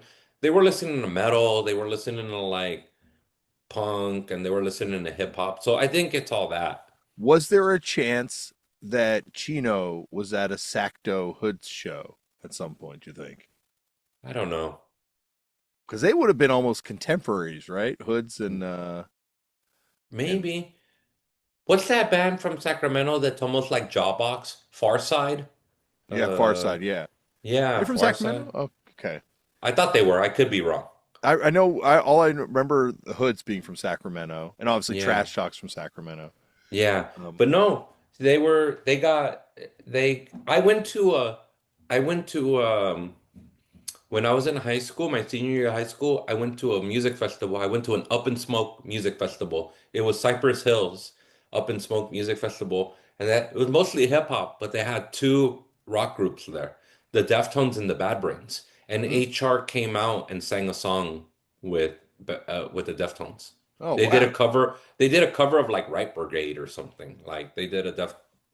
I saw the first time I saw the Deftones was like '97 at the Warp Tour. I saw them at the Warped Tour too. Yeah, with like, and then Probably 97. I think yeah, it was 97 or 98 that I saw them. and that must have been when that first record's kind of out, right? That first record's out, and then Around the Fur came out like no, maybe that first record came out like 95, 96. Around the Fur came out like 98, 99. Because I went to go see them here in LA. And you know who was opening for them? Quicksand. Yeah, because okay, this would have been Yeah. before that when I saw them on the Warped Tour then, because they came back again and I saw them again. It was Quicksand and Snapcase were the opening acts, Yeah. Yeah. I remember that. and yeah, it was at an airplane hangar here in Toronto. Yeah. Yeah. No, Around the Fur came out in 97. You're right. Because Adrenaline, the first album, came out in 95. But I went to that tour in like 98. Because it was around the time, I think a year later, I saw one of Fugazi's last shows. Okay, yeah, that makes Yeah. sense. Around the time that The Argument came out in like maybe early 2000 or late 99. Yeah, that totally, yeah, that clocks. Yeah, but for some reason, Deftones was those bands that something happened where like, I don't know what it is. I lost touch with the sound and I didn't listen for a long time. And it wasn't until like literally 2 months ago that I started revisiting it and they put out a new record and I listened to it and I went, oh yeah, this is fucking good. All right. Like, but for whatever reason, there was a time that I fell out of it. I remember we played this like wakeboarding festival that they had on Toronto Island Hmm. for a couple years, Wake Stock. And the year we played, it was like the Deftones and De La Soul headlining. Chad Muska was there. Um, maybe Goldfinger played. Like we Yeah. decided we were going to get a booking agent, and the booking agent was like, "I got this show for you guys." We're like, "All right, let's see how it goes." We did not wind up signing with the booking agent for any future work after this, but Yeah. we went out and we played, and we're playing, and it's whatever the show. But I remember looking out in the field, and it's just Chino from the Deftones, like not a lot of people watching me, but he's just standing there looking at me. Just I'm just like, what the fuck am I doing here? This is Yeah. such a weird moment for me. Yeah, but Deftones was one of those bands that for whatever reason I stopped listening to them for a long time. And for some reason it wasn't doing anything for me anymore. And then I think it's been so long that I went back to it like about a month or two ago. And I'm like, oh yeah, this shit is pretty good. Like I forgot that I enjoyed this. For me, it was too new metally, but I think that's also Yeah. because I didn't. I think that's a geographical context thing. Like I think Yeah. at that point I was like just very much an East Coast kind of hardcore stuff. Yeah. In the same way, like if you talk to anyone who's not everyone, but a lot of people that are from Bakersfield, Hmm. rep Corn. They talk about Corn being like a hardcore band and like Yeah, I don't get that. But you know what's funny? I saw a flyer. It was like Corn opening up for Sick of It All. yeah, they did a whole tour. It did not go well for them. Really? Yeah, I think Corn took a lot of heat on that run Yeah. from the Yeah, fans. that was a new battle band that I didn't get into it. I didn't really get in. I was like, it's not for me. There was a pre-Corn band. Um, LAPD? yeah, they were Yeah. on Triple X, Yeah, that's right. home of the What were they X. like? Kind of like funky post Red Hot Chili Peppers kind of. Kind of that stuff. Yeah. You know what's so funny? Was it you? Maybe I heard this on your podcast. It makes me laugh when people shit on the Red Hot Chili I love Peppers. it so much. It makes me laugh. And I maybe it was you I that apparently when Kurt Cobain called Pat Smear after hearing that he declined to be part of the Red Hot Chili Peppers, Yeah, and he was that made him like him even more. yeah, And he was like, "Hey, do you want to be in Nirvana?" And he was like, "Yeah, I'm down." yeah. It's amazing. They call them and they're like, "Do you want to be in the Red Hot Chili Peppers?" He's like, Yeah, is that guy Anthony still in your band? It's like, yeah, that's yeah, funny. he's still playing that funk stuff. Oh, Yeah, good. I'm gonna stay here earning less than minimum wage, selling SST. yeah, Yeah, yeah, selling Saccharine Trust records, to then yeah, rather go and be in your fucking band. I'm good, dude. I think they and Flea is 100% like he's come up a lot on this show and people have a lot of. yeah, yeah. He played in a later version of Fear, right? He was in a later version of Fear.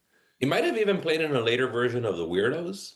He definitely played bass for the Weirdos at least. I've seen one Yeah. set of photos of him at a show, like maybe at like Chain Reaction. Like he's at a weird venue that I saw recently. And then famously, fucking in Suburbia. Yep. And also when the Adams, shout out to Monty Melnick from DFL when they were Oh, I they, met him. I met Monty in person best and dude, at the Cox Sparrow show. such a good dude. Such a sweet guy. And I love DFL was one of those bands that I discovered on Punkorama when I was a kid. And so I remember buying that I remember buying those first two albums and just being like blown away by it because they're like fucked up lo-fi albums in a way. Like, man, so fucking good. Yeah, I got into him through. Well, I guess it would have been the Grand Royal BC Boys Yeah. kind of connection, but like Yeah, yep. one of those bands that I feel like now I even like it more than I did back then because I think I get it Yes. more musically. Yeah. Hmm. But on the way to the Adams, his first band's first show, which Izzy Stradlin from Guns N' Roses was the drummer in this band, their That's right. van broke down and Flea had to come from the venue and drive them back to the venue in his car. Yeah. That's crazy. What's your favorite punk movie? Because I'm thinking of him in Suburbia as a kid. Like punk movie, like fictional scripted movie that like involves punk. Like it can be Repo Man, it can be anything from that. What was that really good movie about that traveling band that got into with the Nazis? Green Room? Oh, Green Room, yeah, about the fight with the Nazis and the. That was a great movie. I thought that was a fucking great movie. I think if I'm gonna go, see if it would you count 24-hour party people? Yes. That's my number one. Yeah, I fucking love that movie, dude. So I own that movie on DVD. You know what my favorite fucking part of that movie is? When Howard Devoto is in the bathroom yeah, and they break the fourth wall to talk into the screen and he's just like, this is not really how it went, but there's a great book, like an adapted screenplay book that Tony Wilson wrote, where hmm he goes through and it's like this never happened, this like, and he's kind of like writing out the script, but like also putting his notes about what didn't happen, and yeah. it's fantastic. But So yeah, you think 24 Hour Party People is your favorite punk movie? I think 24-hour party people Hmm. might be the only uh, music biopic that I ride for. All right. That's a good one. I mean, that's a good one because somehow that movie accomplishes a lot because the first half is like Factory Records and Joy Division going into New Order, and then the second half of the movie is about the Happy Mondays, right? Hmm. Yeah, and Yeah, it's also like from completion to from like inception to completion, yeah, someone's DIY project being yeah, realized, and trying to take it as far as they possibly could. So yeah, like it's like to me the kind of weirdly the ultimate punk movie in a lot of ways. yeah. You know what my favorite punk movie is? And I'm not being too cool for school here, but like, it's only because I resonated it with, even though it was, I was in my mid-20s when this movie came out. And it was a movie by Larry Clark called Uh, What's Up Rockers. yeah, I was And gonna bring that up earlier actually. What's Up Rockers was like it felt so close. It was home. And like it was about these like Central American kids. It was like the Salvadoran and Guatemalan kids from South Central. And Larry Clark saw these apparently. So the story is Larry Clark from if people don't know, he directed Kids. He wrote and directed Kids with Harmony Korine and like done above I did he Bully. done Bully stuff like that. So, and Larry Clark was a famous photographer, right? And he was in the sometime in the mid 2000s, he was in Venice Beach and he saw these Latino kids skateboarding.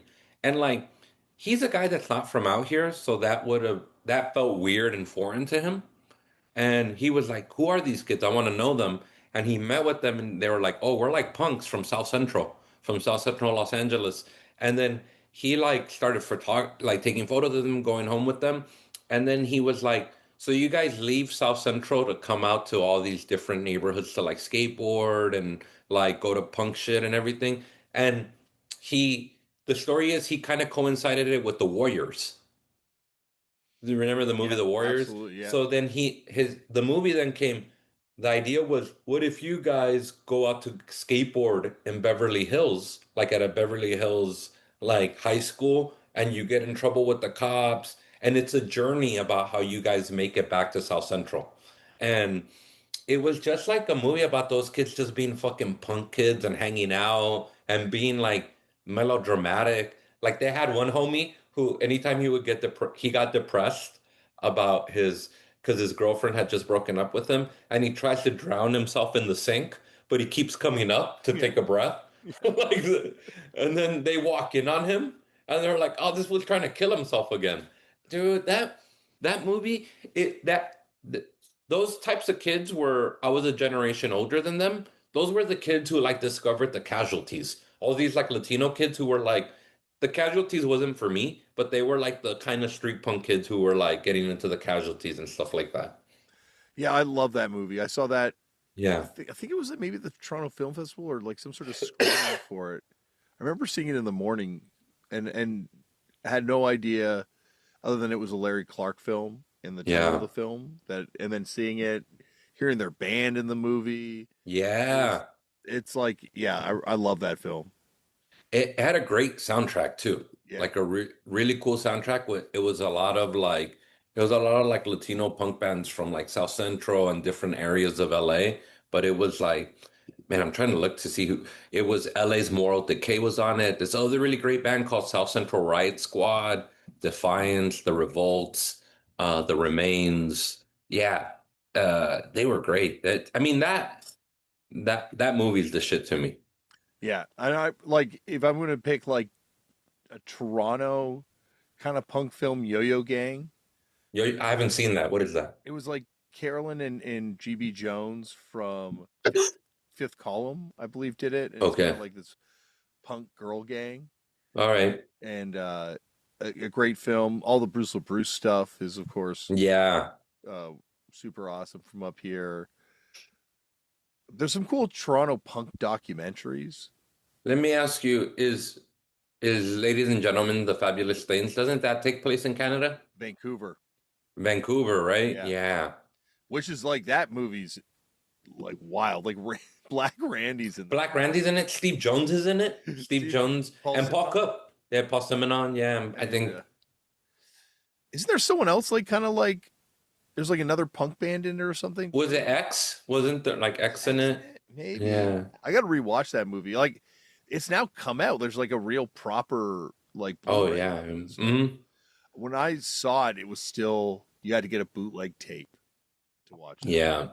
It was one of the. Yeah. I think what I like about I like a movie where a punk movie where you don't have to be into punk to get it. Mhm. Like that's what I like about that Green Room movie.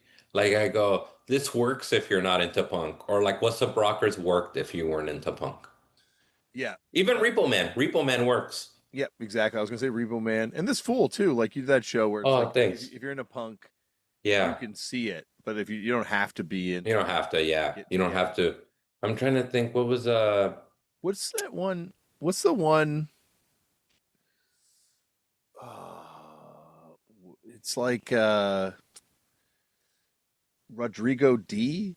yeah, Rodrigo D, the Colombian movie. Yeah, that Yeah. movie's incredible. Oh, what's that Japanese one from the 80s? That really good uh No, punk movie from the 80s.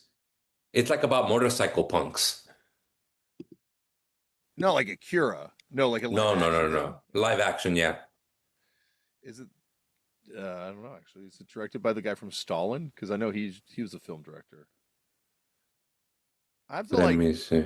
I have to admit, like I think I've heard of this film, but I don't think I've ever seen it. I'm trying to Burst City. Have you never seen Burst City? Let me look that up now. Yeah, it's a Japanese film about punk rock. It's about like dystopian future. It's 1982. Oh man. Oh no, I did see this recently, and I have not seen this film. Like, I mean, I saw someone Oh, talking dude, about it. you should watch it. Burst City is a shit. Oh, that looks fucking crazy. It's nuts. It's a really dope movie. Also, have you seen Class of 1984? Yeah. That's a Canadian punk classic. Teenage Fan. Oh, yeah. Oh, yeah. You know what? I'm gonna say What's Up Rockers? And you know what's another good fucking amazing punk film that's like Uh, We Are Best. What is it? We Are Best. We Are the Best. It's this director Lucas Moodysson. Yeah, Are you familiar with this movie? We Are the Best. I don't know when did Oh, it. oh, it came out in 2013. Oh, you know what? I have not seen this. Oh, dude, watch this. It'll blow your mind. It's about two little girls in Stockholm. They're in junior high and they start a punk band. Oh, crazy! Is this by the same guy who did that movie "Fucking 'Em All"? I think so, yeah. Okay, I remember watching that movie. I was like super into movies thing. Oh, you know what's so fucking crazy?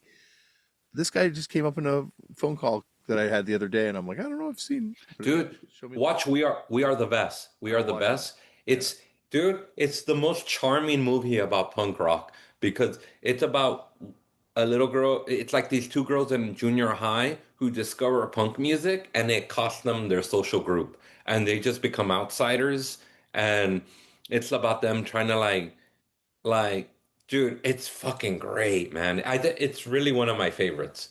Did you watch that show "We Are Lady Parts" that came out a couple years ago at all? Nah, what's that? It's about a bunch. It's an English sitcom about a group of women. Or I believe someone one. Oh yes, I'm familiar. I know I saw like a trailer for this, but I didn't watch it. Was it good? It's good. It's got some like yeah, it's got some like really funny parts in it, and the Yeah. band's got some cool songs in it too. We enjoyed it. I don't think it got past the first season. There's also a Turkish Netflix show about Okay. a guy, going back to our conversation from earlier, but a guy in his 40s that decides to get super back into punk and start dressing punk again and going to shows. Oh, okay. That's funny. And I have That's not really watched funny. it yet, but it looks like it's pretty awesome. Oh, dude, you got to check out We Are the Best. It's like yeah, like I said, like the way they summarize it on Wikipedia is two 13-year-old girls ostracized by their peers for their love of punk rock. I gotta And go check like, this out. Yeah. dude, it's great. Oh, I love Show Me Love Fucking Them All a lot when that came out. yeah. And that was Yeah. about when I stopped watching movies. I kind of yeah, like I was super super deep in the film thing. Like talking Yeah. about like aging out of punk. My Yeah. face was liking movies, I think. Yeah, you aged out of movies. Yeah, like I don't know. It's I yeah. Is it because they're time consuming? I think Like a movie you got to dedicate like 2 hours to? no, Or because like I still like there's like certain things that I like if it's a documentary about a subject I like or hmm something like that, I can sit there for hours and hours and watch it. Or I watch a lot more TV stuff though now, which goes maybe to your argument about the attention span thing. But Yeah, maybe. this is gonna be maybe this will bring me all back to movies. Dude, I'll put a list of punk movies. Okay, Oh, yeah. have you The, seen? Do you see that like any of those new movies this year? Anything that you like this year? what was that movie about the stealing movie? Caught Stealing. It Oh, has cuss. Yeah, it has punk shit in it. I really liked it. I got it. It takes place in the 80s or the 90s or Yeah, something too. yep, it takes place in the 80s. Yeah. Okay, yeah, that's one I saw too.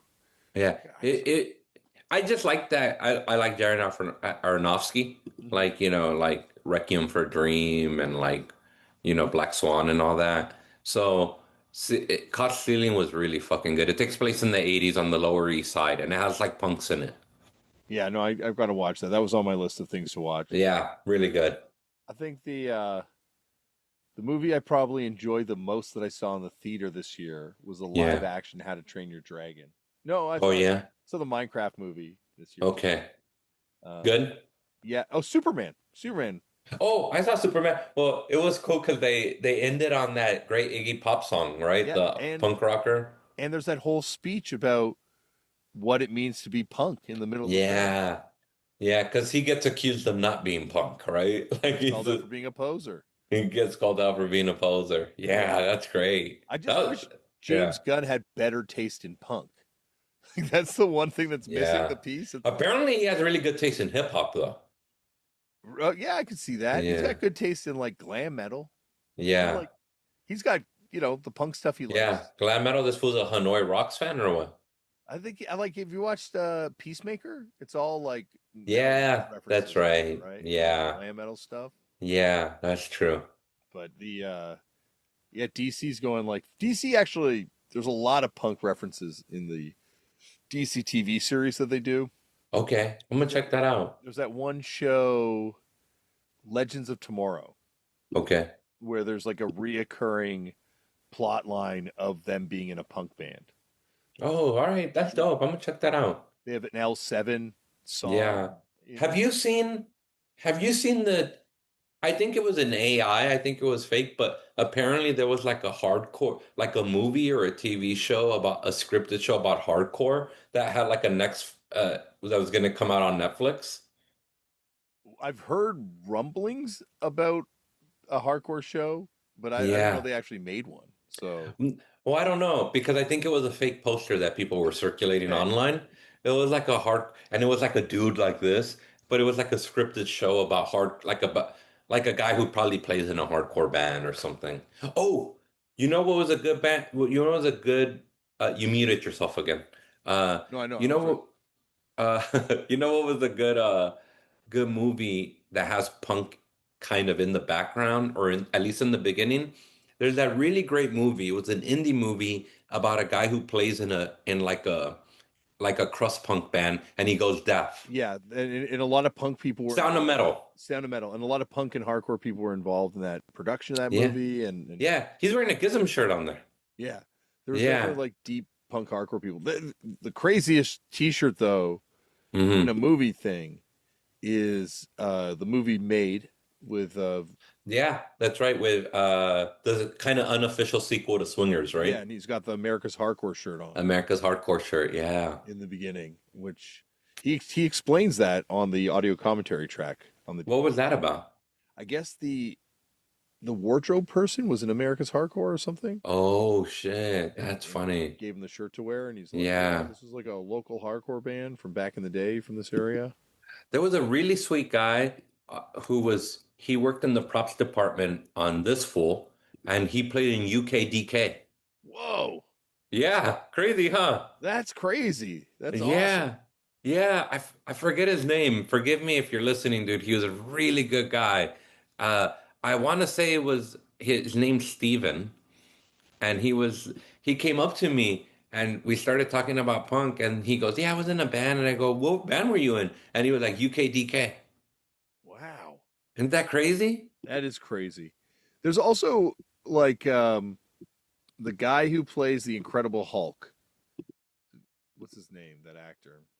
Bruce, Like not like the is it Vincent. well, there's been so many Hulk movies, I don't even know which No, the Hulk new you're talking. current Marvel Hulk guy.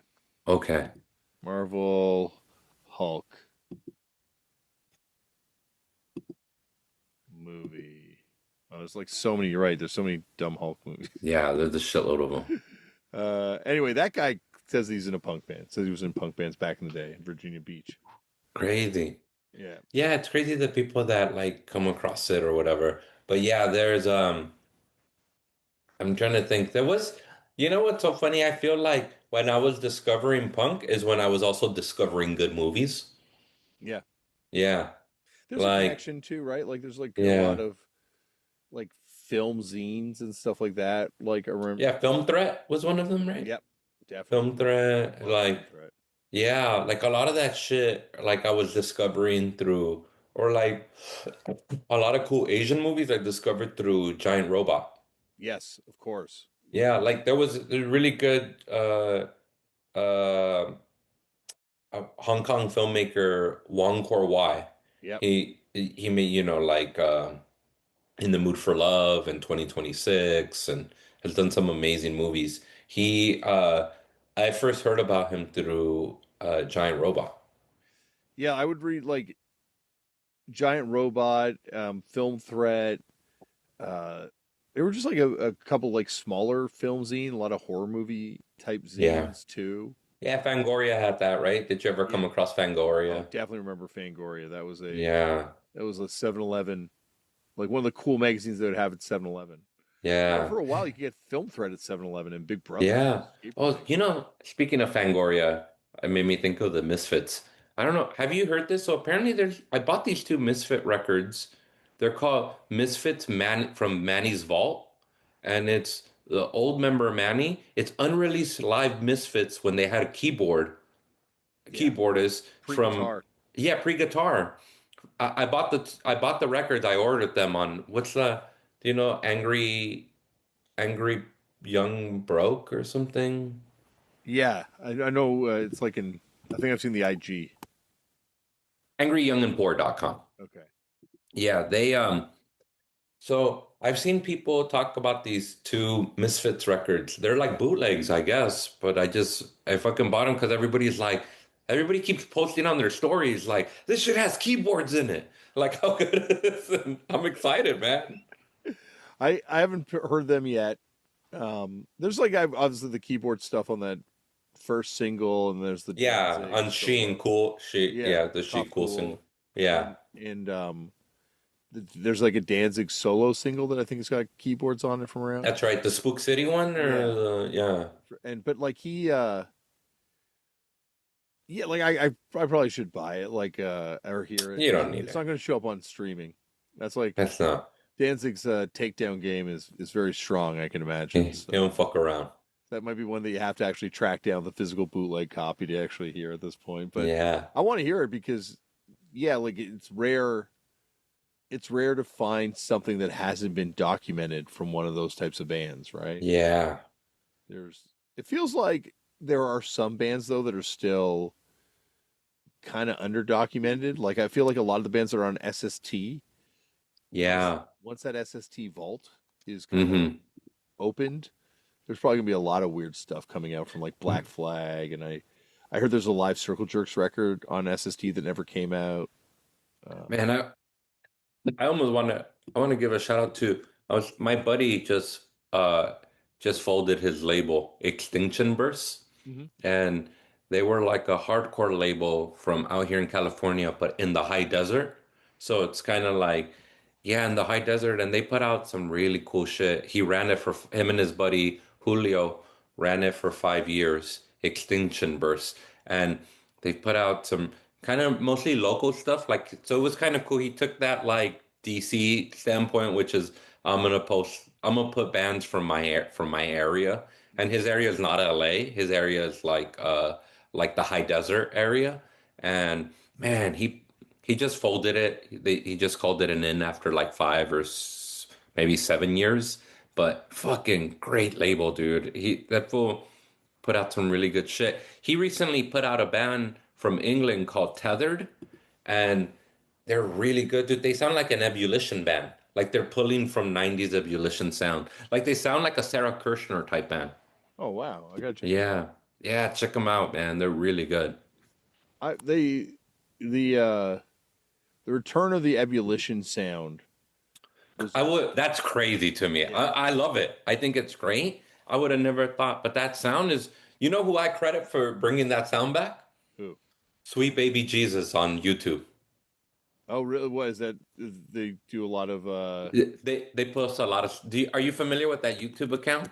no, the I don't really I don't really venture too far into the YouTube world, to be honest. Oh, so there's some fool sorry about that. There's there's some fool on YouTube. I think he goes by Sweet Baby Jesus. He puts out a lot of like punk stuff on. He uploads a bunch of punk stuff on YouTube. Oh, crazy. Okay, I gotta check it out. Yeah, I find and he everything's on YouTube, right? Like that's the yeah, it might not even be Sweet Baby Jesus, but man, this fool puts out really great stuff. the like this generation, like the younger part of this generation, seems really about music discovery and finding Yeah, huh? really obscure records and yeah, latching on to certain bands and certain sounds. Yeah, it's cool. Yeah, it's just different because I feel I discover that stuff now too through what do I discover through Bandcamp? Because I stopped going to shows, so I would just buy like I go on Bandcamp and like find a band through Get Bandcamp and be like, damn, this sounds good, and then they would be like, hey, these other bands are kind of like this band. Yeah, I used to obviously through touring be kind of a lot more up to date on what was happening, but now I feel like I just rely on the kindness of other people posting about bands to hear about stuff. Yeah. Yeah, but yeah, YouTube you still be I'd be there's this guy and this guy called like K-Town Punk that he like puts out a lot of he uploads a lot of really good shit onto YouTube. I'm also like, and I guess you can monetize it, but I'm like always got a lot of admiration for someone who's like willing to like sit there and just rip and load up some like Yeah. super obscure thing. Just like I think people need to see this random Yeah, the VHS random tape. ass shit. Yes, yeah. Yeah, I think people need to find out about this random like band from Nevada that only put out two like 7 inches or whatever, you know? Yeah, or like someone who's like sitting there looking at their VHS tape collection of shows, being like, "This is too good for me to just sit on. I got to share this with the world. I'm going to load this like 30-minute show of random hardcore band playing this like tiny basement show." Yeah. I love it. That's the thing about this culture is that people like there's not necessarily commercial upside to bootlegging this stuff or to put this stuff out there. I guess there's No, none. you get fame now from being a bootlegger. Yeah, yeah, that's true, right? There's a probably like all those YouTube people get a Yep. shitload of followers that I'm talking about Yeah. from like uploading shit and I guess essentially doing a digital bootleg on YouTube or whatever. Yeah, bootlegging band shirts has become very common too, and like, Oh, there's a guy that I buy shirts from. He's a bootlegger. yeah. What's that motherfucker's name? Das Bootleg. I also like this the thing that I've also and I've talked about this before, but like where someone takes a super middle of the road band and then puts like the name on like a cool punk graphic. That's Oh also yeah, a very yeah. logo flipping. Hey, remember when it was like all the memes were like, it would be like it would it would be like the Depeche Mode, but and then it would go, and it would have the Cure logo on it. Yeah, Remember people were making memes like that? yeah. Yeah. I love when you get like records like that where it's got the wrong band's picture on the bootleg. Yeah. I, I, I've had people come up and get me to sign things that definitely wasn't like they printed out a photo of me on the internet, but it's not me. yeah, And they're yeah, like, "Hey, yeah. can you sign this?" I'm like, "Yeah, sure, Sure, why absolutely." not? Yeah. More likely to want to sign this, to be honest with you. Yeah, that's so funny, man. Yeah, it's crazy. I'm trying to think like, yeah, there's a lot of shit I discover like that because I kind of stopped going to shows or like because of like I'll say this because of comedy, I I just I became so like narrowly focused on comedy that I never went to shows because I just had to do comedy at night. And that's the one thing I'll say. I always joke that comedy, like pursuing stand-up comedy, steals everything from you. Because then you're like, oh, I used to love all these things, and now I'm fucking an asshole who tells jokes. And like, but it was so when I started comedy and I stopped going and I like kind of stopped going to shows even before I started comedy. It was really through Bandcamp, like Bandcamp and shit like that. I would find a lot of bands that way. Well, you like, yeah, like I feel like, and obviously, go to as many shows as you want to, but at a certain point, it's not your world as much Yeah, anymore, and it's like yeah. someone else's place to kind of like build their own thing, and Dude, this is what that Jaime Hernandez graphic novel is This How You See Me yeah. about. It's about them going to a show in their 50s. It's a group of women in their 50s. They're gonna go see this band that they love. And it's at the show that they realize like, oh my God, we're this is not ours anymore. And that's okay. And they all end up at a diner at the end of the book and they're just like kind of like laughing at themselves. Yeah, like you never have to age out of this thing, but you also, I think, have to have a little bit of self awareness that, Yeah, having self-awareness helps. yeah, that this is like, because otherwise you just become like this like weird older gatekeeper person who's trying to like Yeah, keep it what it was when you were a kid, and it's just not going to be like that no. at this.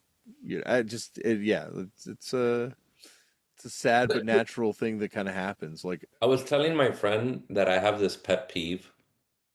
He's an emo guy, my buddy. He grew up like loving all those types of bands and like, but I mean, he's like, he grew up, these are bands I'm not familiar with, but he grew up loving bands like he'll like play this band called Reggie and the Full Effect, Yeah. and Yeah. yeah, and he likes the Wonder Years, Yeah. Yeah. the Wonder Year and Modern Baseball. Yeah. Like those are all his bands, which is fine.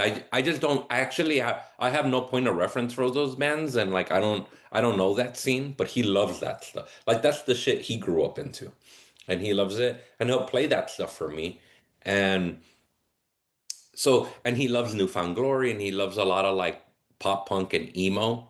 Like that's his thing, which is funny. I always give him a hard time because it's only that stuff he likes. He doesn't go back. Like he's even told Yeah. me, he goes, I'm not interested in looking back. I just like these bands. Like I just like I even told him, I go, what about the Get Up Kids? Like I'm not a Get Up Kids fan, but he goes, yeah, I'm. He goes, I don't know, I'm not interested.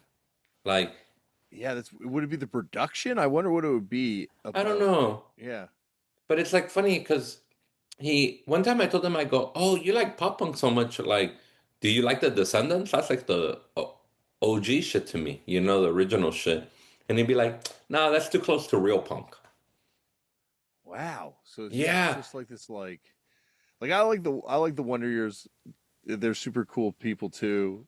And I don't know any of these bands. And it's not a bad thing. Like he yeah. just loved that kind of music is what he loves, and it's just that, right? But he was telling me, but we talk about like he talks about like emo stuff, and he played in an emo band when he was like in high school or whatever. And so even though we don't like the same shit, we both kind of come from the same place, Mhm. like, and he's one of my closest friends. His name is Ramsey Badawi. He's a really funny comedian. And I was telling him, I have a pet peeve in comedy right now. There's a lot of people in comedy, stand-up comedians who have jokes about emo, which is fine. I don't give a shit. Yeah. But their jokes about emo is they go, "Oh yeah, I listen to Linkin Park. I'm emo." And I'm such a fucking annoying, pretentious piece of shit that I'm like, well, technically, that's not really fucking emo. Like, or they'll have a like I saw this comedian did a bit about how emo she is because she loves Papa Roach. Oh And man. I'm like, you are so far away. That's not fucking emo. But you know what? To the people watching stand-up comedy who don't give a fuck about that, I'm the idiot. Yeah. I care and I don't even like emo. Well, that Papa Roach thing, I get into an argument with my kids all the time because they're like, "Oh, I like emo. Cut my life into Yeah. pieces." That she even recites the lyrics from that song. Yeah, I like. I get it. Like when my kids tell me that, I'm like, "How did I fail you? How did I fail you that you think that that's emo?" Yeah. But no, they are. I think that's the other thing though. Like you can't you can't hold on to what these words mean to other people, right? Yeah. Like now we're at a point where like Korn is a hardcore band, Linkin Park's an emo band. It's it's like Yeah. fine. And I guess it must have been what it felt like for like a generation of people that like loved Crass and were like, that's punk. And then they hear the Offspring and someone's like, no, Yeah. this is a punk band. They're like, are you fucking kidding me? That's not punk. Yeah. You're right. Because I remember when I was growing up and there was like a group of kids who were like, no effects isn't punk. Hmm. You know? There's still Yeah. Yeah. there's Yeah. There's still still a those lot of people. groups of kids Yeah. that would say that too. Yeah. Yeah. There's still a lot of people that would say that. But, I or whatever, or a band of that ilk well, isn't punk or well, whatever. that's the thing I find amazing is like going back to like the hardcore stuff we were talking about earlier. Like Fat Mike calls No Effects a hardcore band. Yeah. That's always been like, it's a nice guy, but that's always been delusional to me. But I think like that's the thing. It's like none of these things have defined, Yeah. You're right. Yeah. so we all get to make up our own rules on what is and Yeah. isn't part of it. Yeah. And hardcore, like what is and isn't hardcore, is always going to be contested, and it's been contested, I think, since the very beginning. Like That's true. I remember talking to someone, and I'm like, I think it was like the guy from Five Knuckle Chuckle. I was like a little kid, and I'm like, he's like, yeah, like I mainly listen to hardcore. We're opening a show. You're in Trouble was opening for Five Knuckle Chuckle, huge show for me as a kid. Mm. And I'm like, oh man, so So are you going to go to that DOA show next week? Just being typical Punisher. He's like, Yeah. why would I go to DOA? I don't like punk. I like hardcore. And it's like DOA invented the term hardcore. Come on, Hardcore 81, baby. But time moves on. None of Yeah, these time moves on. no one's Yeah, really time doing moves great. on. Yeah, Yeah. you're right. There's people who would listen to modern hardcore now and are like, I'm almost convinced and it's not a bad thing. I don't mean this as a bad thing, but I bet you there's like really young modern like people who listen to young people who listen to modern hardcore who are probably like, oh, I don't like Minor Threat. I listened to this podcast for a while. These people Yeah, are our age, and I really yeah. enjoyed it. And then one day they were talking about how they didn't really like Minor Threat and the Bad Brains were kind of overrated. And Whoa. I could never listen to it again. I Well, was like, see, that's what I mean. They like hardcore that isn't informed by punk. They like hardcore that's informed by other hardcore. or no, I think for them it's also like metal, like the stuff they like, Oh, yeah, you're right, probably. kind of Yeah, like from like that. metalcore. Yeah, like and stuff from the '90s that kind of would be the proto of Yeah, that stuff. But yeah, like I can like all that stuff too. yeah, But I have to acknowledge that Minor Threat and the Bad Brains are like two of the greatest fucking bands ever. yeah, Black Flag, like these bands are yeah. they're Yeah, it's classic. interesting. There's enough hardcore now, like modern hardcore, that you don't, not that you had to, but you don't have to. You don't, it's, you might find someone who's like, oh, I don't listen to Minor Threat. Or like, like they'll probably go as far back as like maybe the late 90s or early 2000s. Scott Scott Vogel from Terror. Yeah. I don't think he considers Black Flag a hardcore band, if I'm not mistaken. I might be putting words in his mouth, but like Yeah. Minor Threat too, I think he was like, no, no, that's like punk stuff. I bet you they listen to, I bet you he probably, I feel like all those guys still like Negative Approach though. Yeah, Negative Approach. That's actually that'd be interesting to find out. Yeah. Negative Approach, because Negative Because Approach. there's a brutality to Negative Approach Yeah, that like, it's fucked up. It's like, but in a good way. Like I love it. it's funny because the other day, Jonah was over and we were trying to find the definitive version of Tunnel Vision, like Hmm. which is one of the last Negative Approach songs that's on that Touch and Go Yeah, CD. that's right. And I wrote to John from Negative Approach, and I'm like, "Yo, do you have like? Is there a definitive version with better lyrics?" He's like, "Check out this bootleg." And I went through and I found this like old Negative Approach bootleg that has killer version of Tunnel Vision on it. And it's Hmm. like, man, Negative Approach, the last period, like where they didn't record in the studio album, that would be a band that I would love someone to put out a bunch more live bootlegs of, like 84, Yeah. that last tour that they do. Whew, it's raging. Like you're saying, the brutality of his voice on that stuff. Yeah. It's just like, It's next level. It's like it reminds me of like I think of other bands that are there's a brutality like Despise You has that same type of brutality to it where I just go like damn this is real, I'm gonna fuck you up music. yeah, like John Brannon to me is what Nick Cave pretends to be. Oh yeah, yeah, I want to get into this. We were talking about being done with Nick Cave. Yeah, being done with Nick Cave. Yeah, Hey, it's hard because man, I fucking love those Bad Seeds records. I Like I even the new Bad Seeds records are fucking pretty damn good. I It probably just goes to show you though, like seriously, like it's the sad thing about art is that bad people.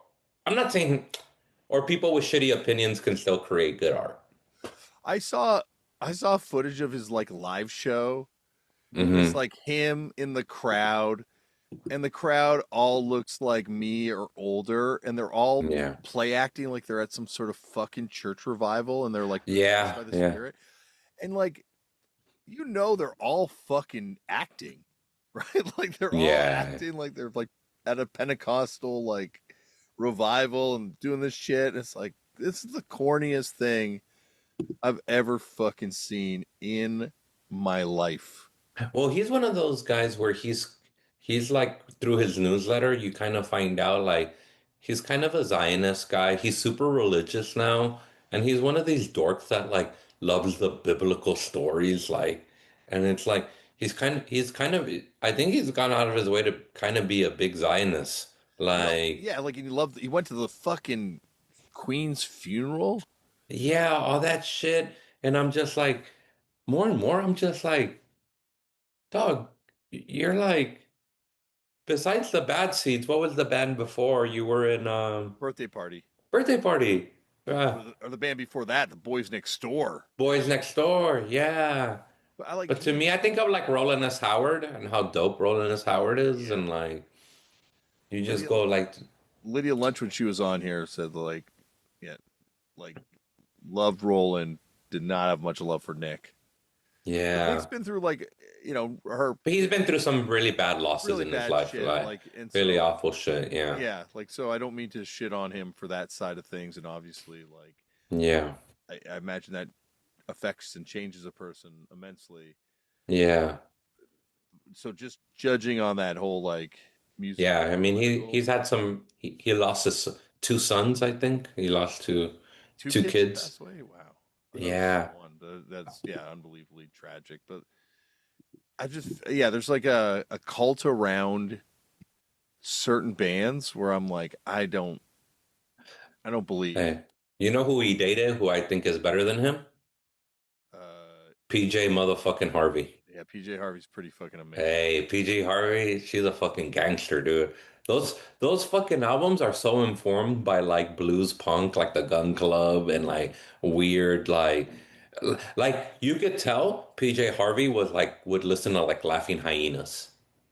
Yeah, I've always wondered like what was she musically super into? I mean, you listen to those PJ Harvey records, especially those early ones, there's a lot of like punk in there. Yeah, and she did that record with Albini producing it Yeah. too. Yep. Uh, like to be honest with you, like she's someone that I knew why people liked her. I'm like, oh, people like her because her Yeah. music's really good and stuff. But I didn't really get into her till the Hope Demolition Project. Oh, no. I was pretty early on. I don't know. You know what it was? I feel like I think she was on a soundtrack of something I liked as a kid, but like one of the first, I think for me, because alternative music was so big by the time I was like 14, 15, which might have been like 97, 98 around there. Like it was post Nirvana, all those bands were still big, like the big radio station K-Rock was still playing like a cool alternative shit. But that Rid of Me album, the one that Albini produced where she's like her hair is like whipping, you Yeah, know? That was, man, I bought that pretty early on. And if I remember correctly, I could be wrong, but she might have been on the Crow soundtrack. I think that makes sense. She's on the Crow soundtrack. That was a big soundtrack for me. Huge soundtrack for me. Cause like uh dude, The Cure was on it, Rage Against the Machine, Nine Inch Nails covering Dead Souls, and it was Rollins bands did a cover of Ghost Rider, the Suicide Yeah, song. Yeah. And then Pantera did their cover of The Badge the by Poison Poison. Idea, and Yeah. that was actually released as a 12-inch too. Yeah, yeah, yeah, I remember that. No, she wasn't on it, but she was on something similar. She on the Natural Like Born Killers soundtrack. probably, yeah, probably something like that. But she was, man, I fuck with PJ Harvey. You know what it is? You can also tell like she was somebody that probably listened to those Fall and like the Fall. I would see her Like like the Fall, like that, the like Fall. in England, the Fall are like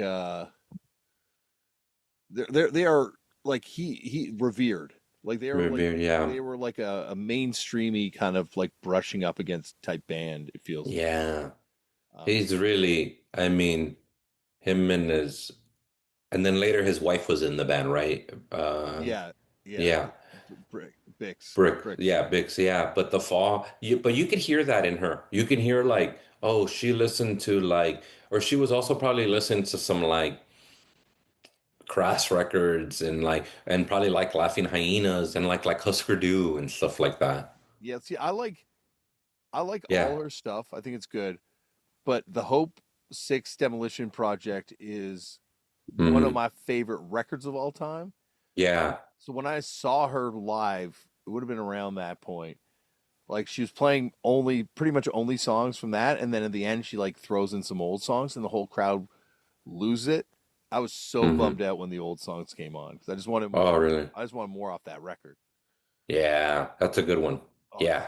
killer. And I also love how she puts out demos for all her records after the fact too. Yeah. Yeah, she puts out, man, she was on the Crow soundtrack. Yeah, she was. Yep, I knew she was on it. Also, I think the lead single off that, or one of the big singles off that, was the Jane Siberry song. Rest in peace, Jane Siberry, Yeah. Mm-hmm. Canadian new wave alternative icon. Yeah, she was, man, she still holds up. I don't know what she's put out recently, but she put out an album a few years ago that I listened to that. It came out like 4 years ago. That was really good. But yeah, she's fucking great. Jane She, Siberry is not dead. all right. I just Yeah, remember. sorry. Yeah, sorry. I'm very sorry about that. I don't know Yeah. why I thought that, but Yeah. Jane Siberry is not dead.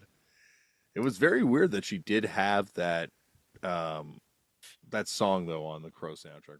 I remember thinking that as a kid. Yeah, yeah, that Crow soundtrack, man, that was the shit for me.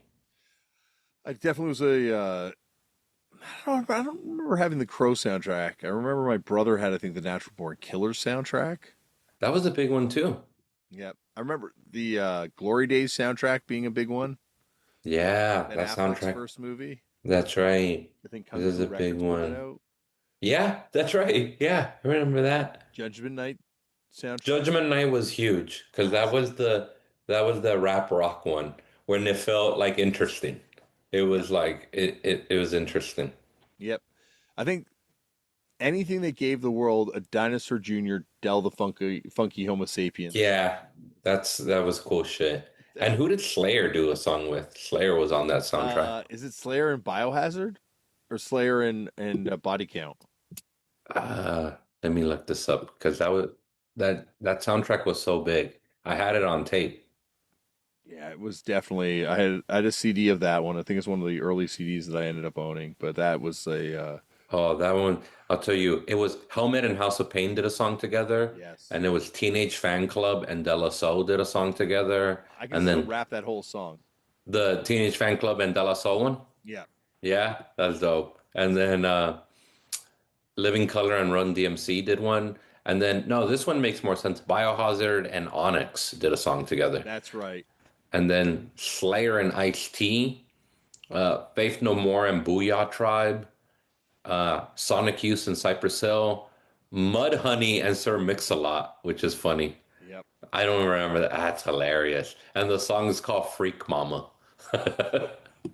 Maskus told me that he was allowed to pick what rapper he did a song with. Really? So he picked Del the Funky Homo sapiens. Oh, wow. That makes sense. Yeah, because he saw his Yeah. video and was like, Dinosaur, Junior and Dell, and then Therapy and Joe Fatal. "Yeah, that's a And weird then, one." yeah, and Pro Jam and Cypress Hill again. Was the Yeah. Oh, it's weird that Cypress Hill had two songs on that. Yeah, they had two songs on that. Yeah. That's crazy. They're the only one. Yeah, that was a big soundtrack though. That was Oh, huge. definitely. I went back and rewatched the movie. Does Does it not hold up? not at all. Nah. It's not really good at all. Man, I haven't seen that movie in such a long time.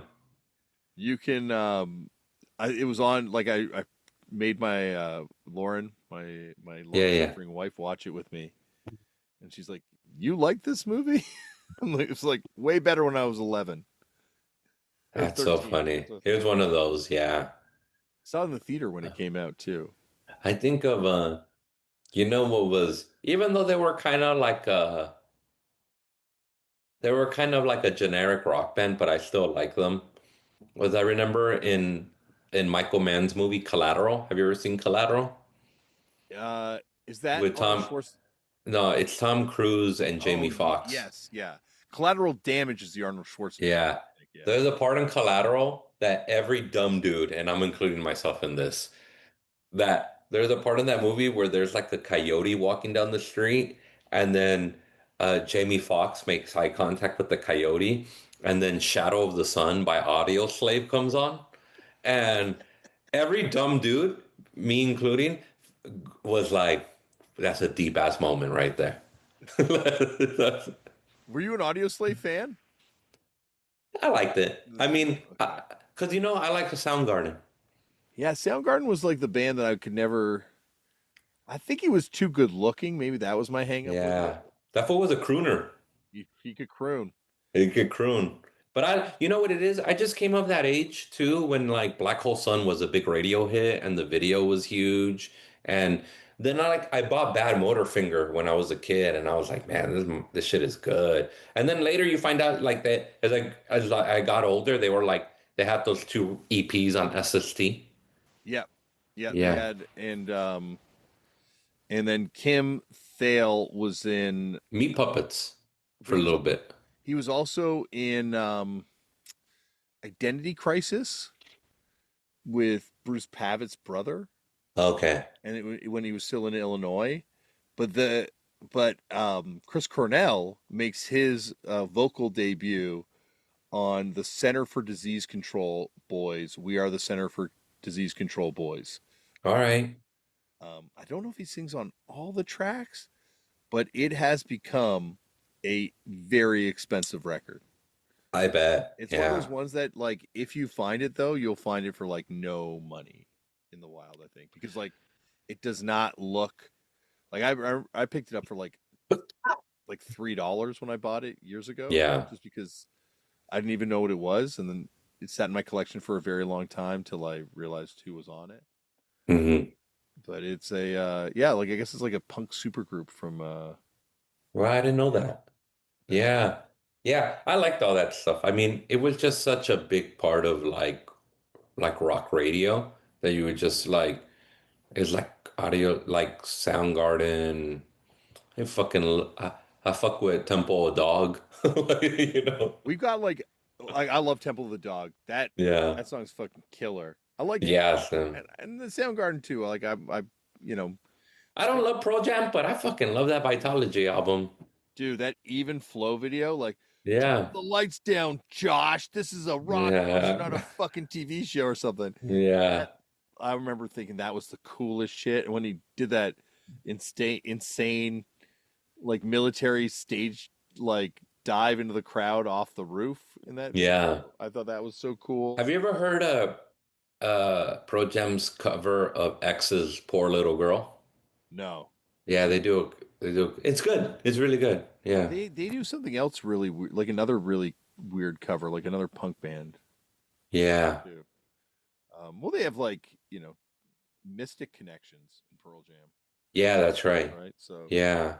deep, all that stuff from Seattle, like Candlebox. I talked shit on Candlebox, and then I found And out that full fucking love Black Flag saw super them. down, like hung out with Marching Plague and, and Fearless Obedience Yeah. from Hell and all this sort of shit. So Yeah, that's so funny. You know what's so funny? When you interviewed him, I went back and I put Candlebox on YouTube and I was just like, fucking playing with my cat and shit, listening to Candlebox in the background. yeah, like I didn't realize, like, oh my god, like yeah, I totally. I Yeah. love this song when it came out. Yeah. Yeah. We Big. also we also have like a whole swath of alterna rock from up here that just never made any noise in America. Really? Yeah. Yeah, that makes sense. Yeah. Oh, real quick, you know what was huge? A big compilation. Do you remember the No Alternative comp? Oh yeah. That That was like a was benefit for huge. Planned Parenthood, I think, right? Or Yeah, yeah. That was really huge. It was crazy because it was like Bob Mould was on it, Pavement, the Smashing Pumpkins, fucking Google Dolls when they were like a punk band, Urge Overkill, Soul Asylum. Like that shit was big, man. Like that fucking Tupelo was on it. Fucking the Breeders, oh, Jonathan Richman and Patti Smith and Nirvana. okay. Now I remember the CD being out, and it was at the time when like CDs were like $20, $30. So I Yeah, never had a copy of it. None of my yeah. friends had a copy of it, but I would always be something I'd pick up and be like, "Oh, I should My check this sister had a copy of it, my older sister, because she was a waitress. She was already had a job and she was a waitress, and she worked like at a diner called Ruby's here in LA, and it was like across the street from a Tower Records and a out." Warehouse Music and a Warehouse Music, and she had that record, and I'd play the shit out of that. And you know what's so funny? It's like I remember Matthew Sweet is on there, and I think of like. Who's the guy from the Boydoids who plays for Matthew Sweet? Or no, one of the guys from television produced all those Matthew Sweet Yeah, records. Or from television or Voidoids? Was it Ivan for Julian? Voidoids. No, it's Ivan Julian? no, it's the guy who was on this podcast. Why can't I fucking Ivan Julian. uh Ivan Julian wasn't on the show though. It Uh wasn't Robert Quinn. no, it's man, let me look this up. Discuss blank generation. Dog, I know your podcast more than you. I'm pretty positive it was it was Ivan Julian. I could be wrong. Yes, it was Ivan Julian. I knew it, my I boy. I did know. knew it. I fucking Sorry, I love it. apologize. Yes, Ivan Come Julian, of course it on. I'm was. telling you, I fucking Damn, this I'm a real fan, baby. you I'm are. here. I'm You are. You are yeah. definitely. TOAP, come on. I stand corrected. But I was gonna Yeah. say on this no alternative, I Yeah. had no fucking idea that the Verlaines and the Straight Jacket Fits were on this. Yeah, that's right. Yep. I could have been into this fucking New Zealand shit Yeah, years man. ago, man. I Yeah, he could could have. have been. Damn it. Yeah, yeah, for real. Some New Zealand shit was on there. Yeah, that comp was really big. And so But that's my DCC rarities. what was like alternative Canadian bands? So, um, I guess like Tragically Hip, Mm-hmm. who became so much Oh more yeah. that then Our Lady Peace. I think they had an MTV Buzz video All right. back in the day. I Mother Earth was another band from back then. Moist was another Moist. one. Not these are not great names. No, no, these are And not. Narva's First Day of Spring is an all-time jam, Okay. song wise. But the best of all these bands is Sloan. Yeah. Oh yeah, yeah. Of Yeah, course. Sloan is like legitimately good. Like probably the best mainstream Canadian band of all time. Really. I think so. Yeah, yeah, that's true. I feel like Sloan is big outside of Canada, don't you think? I think they're culty outside of Canada, Yeah. but I don't think they ever had like they never had like a Buzzbin video in America, I don't think. Oh, I feel you. You know, like that's the true mark of Canadian success is when you get like a little bit of hype going on in the US. That's funny. There was a band who never made it like big, but they were kind of like a man.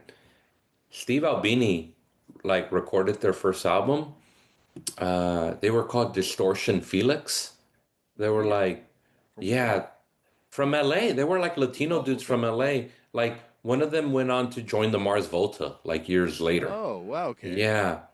And Distortion Felix, man, they have this album called I Am an Athlete. Fucking great. Like kind of like distortion-y, kind of like yeah, their first album was recorded and mixed by Steve Albini.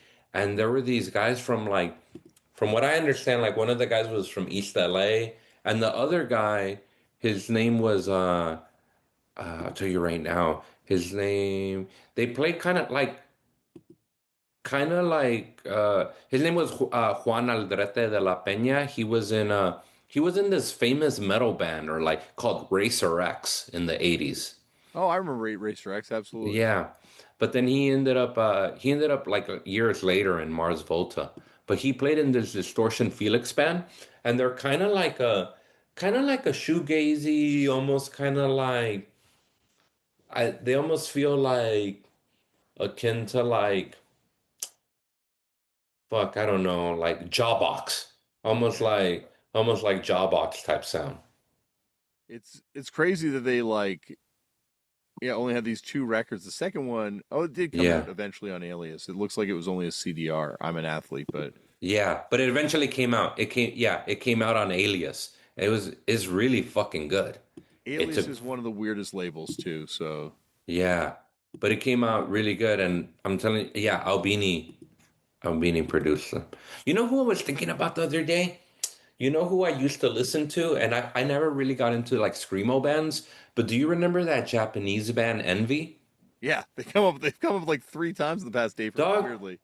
I was into them because they did a split with like some ebullition band. Yeah. Like I forgot what ebullition band they did a split with, but like it was around that time where like I guess like they were part of that the orchids of the world, you know? Mhm.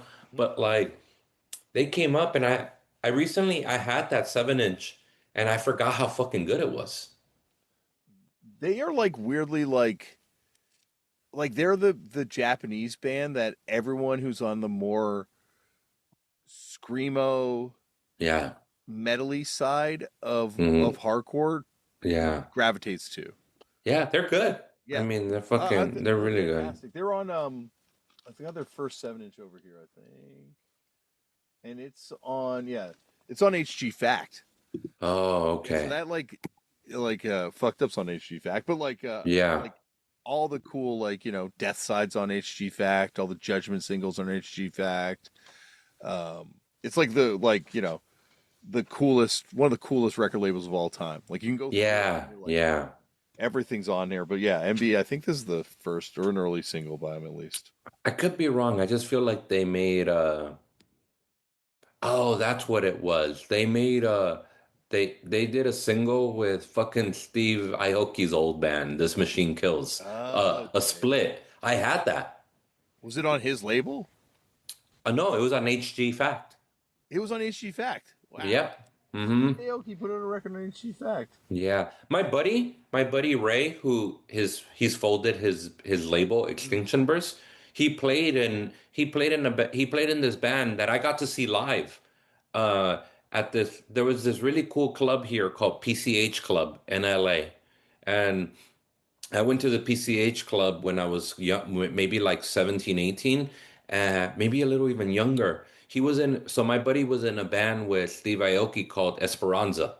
And I remember Esperanza. yeah, you remember They Esperanza? put out records.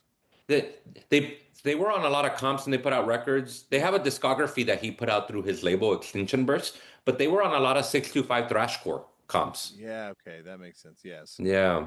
That's But he was in the band with them. He was like I was like because I remember I asked him, I go, "Hey, you still talk to Steve Aoki?" He goes, "Nah, man, I haven't talked to him in years." He goes, "I sent him the record, just the Esperanza record, just to let him know that I pressed it, but I never heard anything." He seems like a guy that doesn't talk about punk at all. well, no, he does because he takes all his records and seals them in a Mylar box now and gets them rated. Oh, that's right. I heard about that. Right. Didn't he famously buy this Captain Jazz record or some shit He like bought the that? original artwork for the Captain Yes, Jazz that's what record. I heard. Yeah, that's what Yeah. I heard. He also Yeah. got like a bunch of weird bootlegs graded. I don't know if he thought they were like not bootlegs or maybe it's cool to grade Yeah. bootlegs now. He also, though, I think is the crypto guy for Trump. Oh, that's sad. I heard recently that he's in That's sad. You maybe know what's so funny? I was telling my wife the other day, like and I don't want to name names or anything, but like you find out like some people in this shit how shitty they are. Like so I through through a friend on Instagram, through a guy that I bought records from, like he said, "Hey, my buddy has a Stains record. You know Stains from yeah, SST." yeah. He goes, "My buddy has that record in mint condition, and I can connect you with him if you want to buy it." And I said, "You know, yeah, fuck it, I want to buy it." And I met this guy halfway, like he lives in like where he lives like 2 hours away from me, so we met halfway. Mhm. And nice enough guy, like, we talked. Seemed a little odd, but then we follow each other on Instagram. Dude, this fool is like the most fucking like pro ice guy, pro cop motherfucker. Like, I was like, I'm never buying from this. I'm not buying shit. Nothing is that cool that I should No, buy, that I should give you my fucking money. Like, I go, and what's so funny is like, I saw a video of this woman getting deported by ICE. It was like a Latina woman in her 50s getting deported back to El Salvador or whatever. And this fucking guy, I saw him on Instagram. It came up on my feed, right? And I think because we follow each other, his comment came up and he just commented like laughing face by Felicia. And I go, Doc, the fuck is wrong with you? Like, what the fuck? no Like, soul.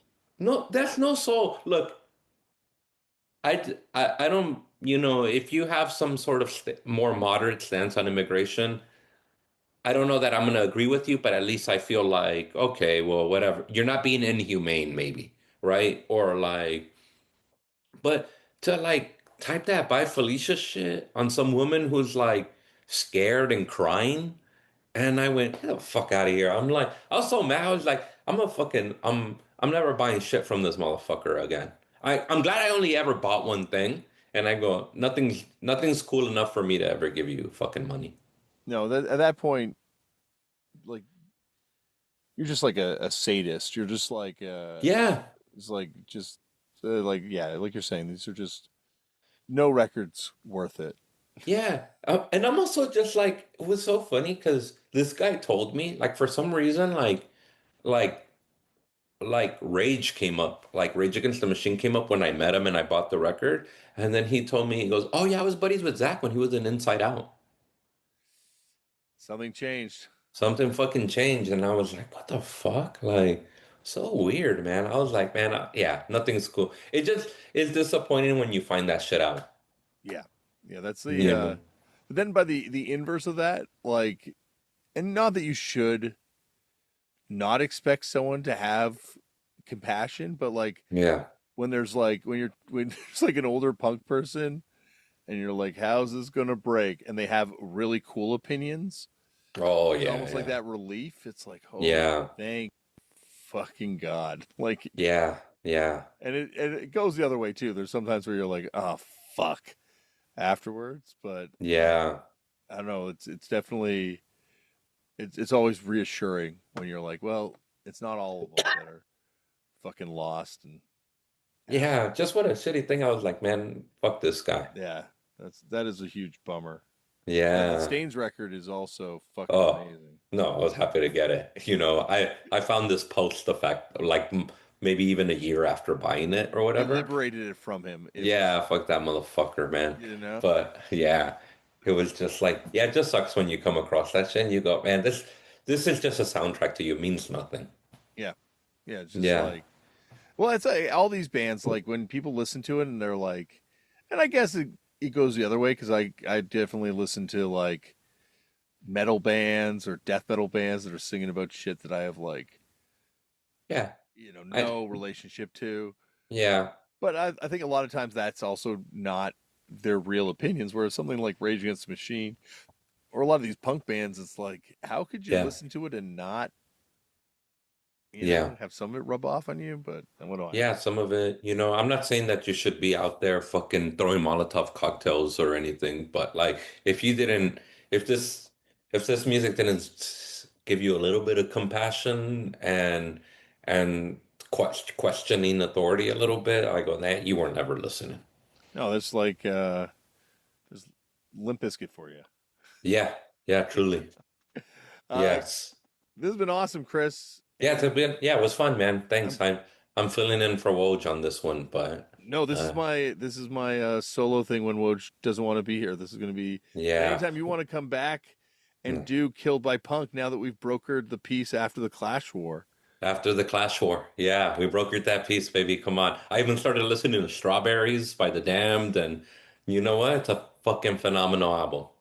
Well, while you've been listening to Strawberries and putting kindness in your heart, I've been preparing for the Fugazi War.